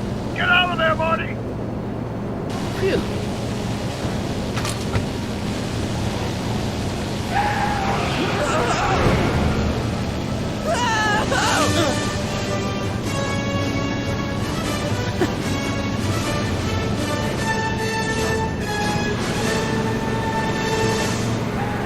Now what?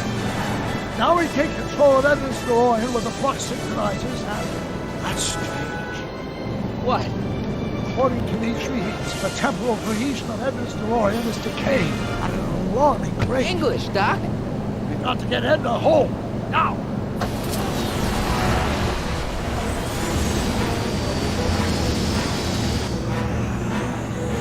Hold on!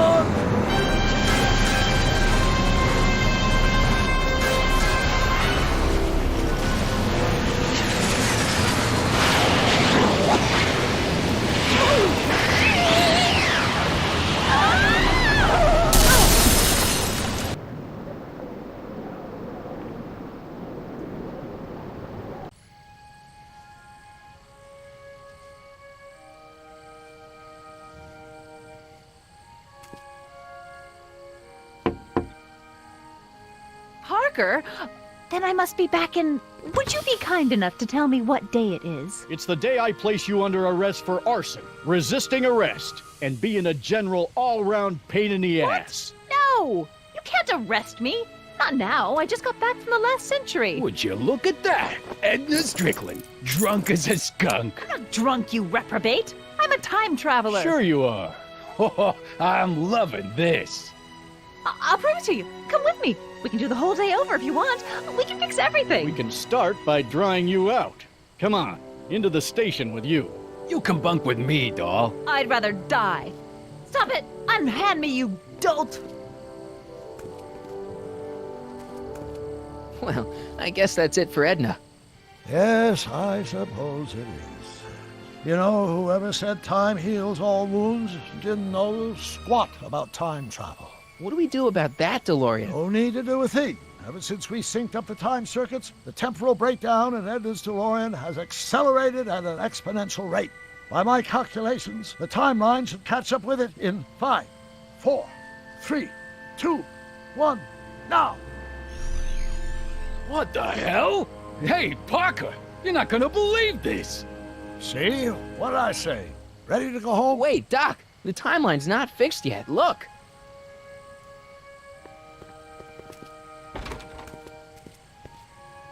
Sonny, you missed all the fireworks at the expo. Yeah, so I heard. Listen, I heard a rumor about you two. I guess we gotta come clean. Ta-da! Artie took me to Reno last night. Try to keep a secret in Hill Valley. Well, you gonna congratulate us or what? And it's true. My grandpa's married the wrong grandma. I'm done for. Hey, are you feeling all right, kid? You don't look so hot.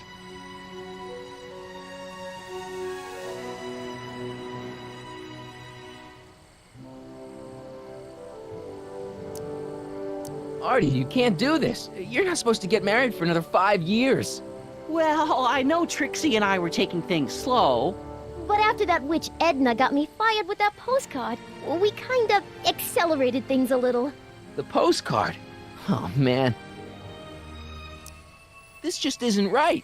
Now, I know marrying a Canadian for a work permit isn't strictly by the book, but hey, sometimes you gotta go out on a limb for the ones you love. Isn't he just the sweetest? Can you see through me?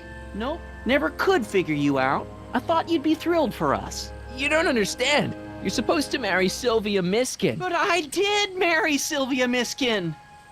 What? You didn't think my real name was Trixie Trotter, did ya?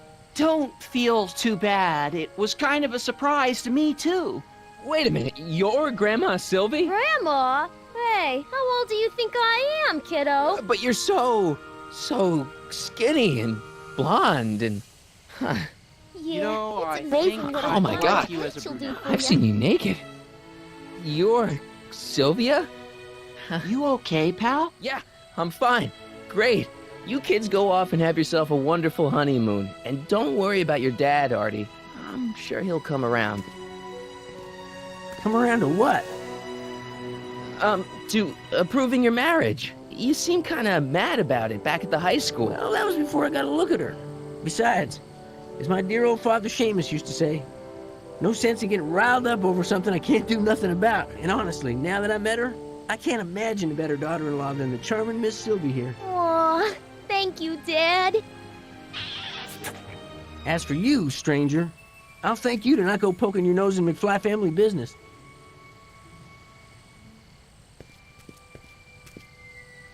It's been a pleasure, Agent Crockett.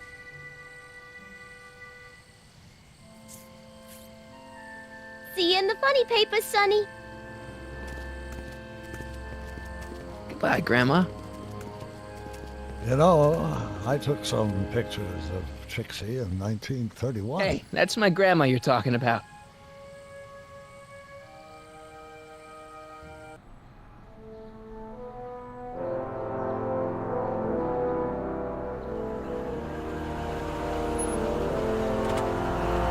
Here we are, back in good old 1986. May 14th? 15th. Best to build in a little lag time. Gives you a chance to catch up. Looks like the estate sale is still going on. Hey, don't you want to stay, Doc? You gotta stop the bank from selling off all your old stuff. What are you talking about? Estate sale? Bank? I'm not dead, Marty. Clara and I are having a little garage sale, that's all.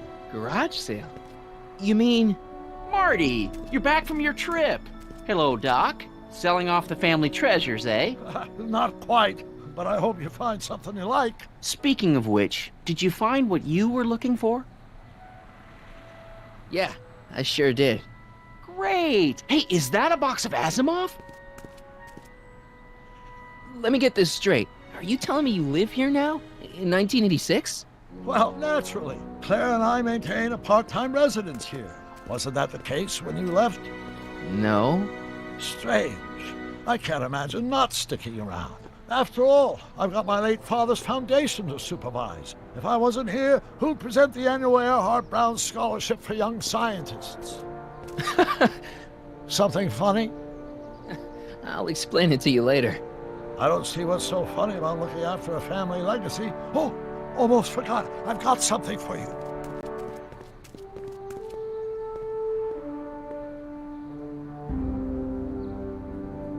Happy graduation.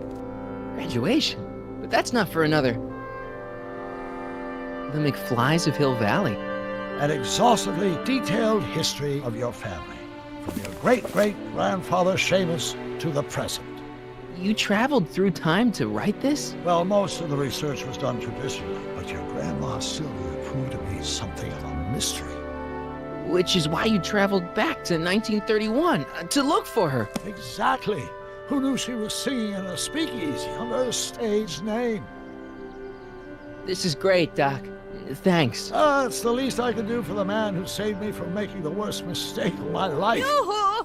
Dr. Brown! Edna? Einie! What's going on?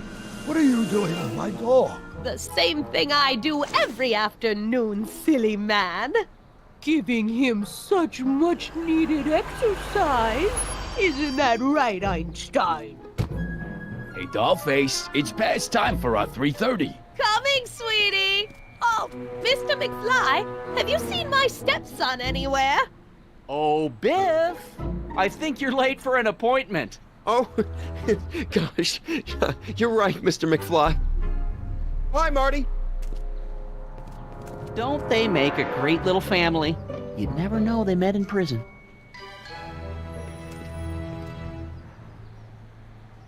Don't say anything. Let's just walk quietly into the lab and hope there are no more surprises.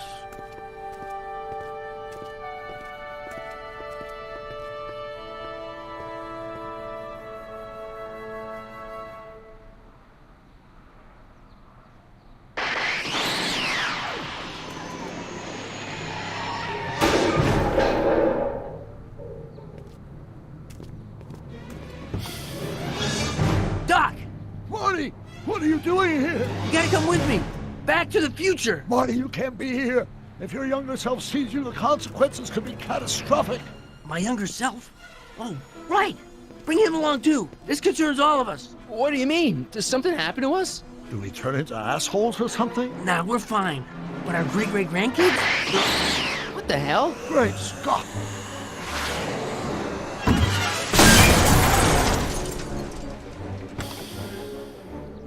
Doc, you gotta come back with me. Don't listen to him, Doc. It's me you gotta help. If you want to save Jennifer and our 12 kids. What? That timeline was overwritten 5 jumps back. God, Jennifer's out of how can there be 2 more of me here? I have no idea. My own rights of space-time continuum should be tearing apart like a cheap dish rag right now. It already is.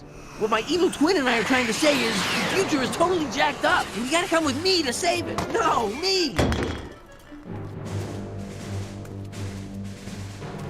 So, we meet at last. You've altered my timeline once too often. What's going on, Doc? Well, we do seem to have a conundrum on our hands. Or 3. Yeah, Doc, but which one is the real me? Isn't it obvious, Marty?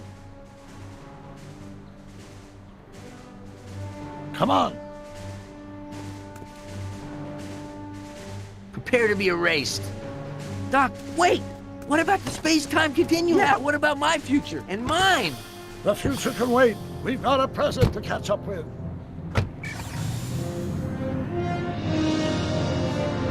Where to, Doc? Mr. McFly, thrill me.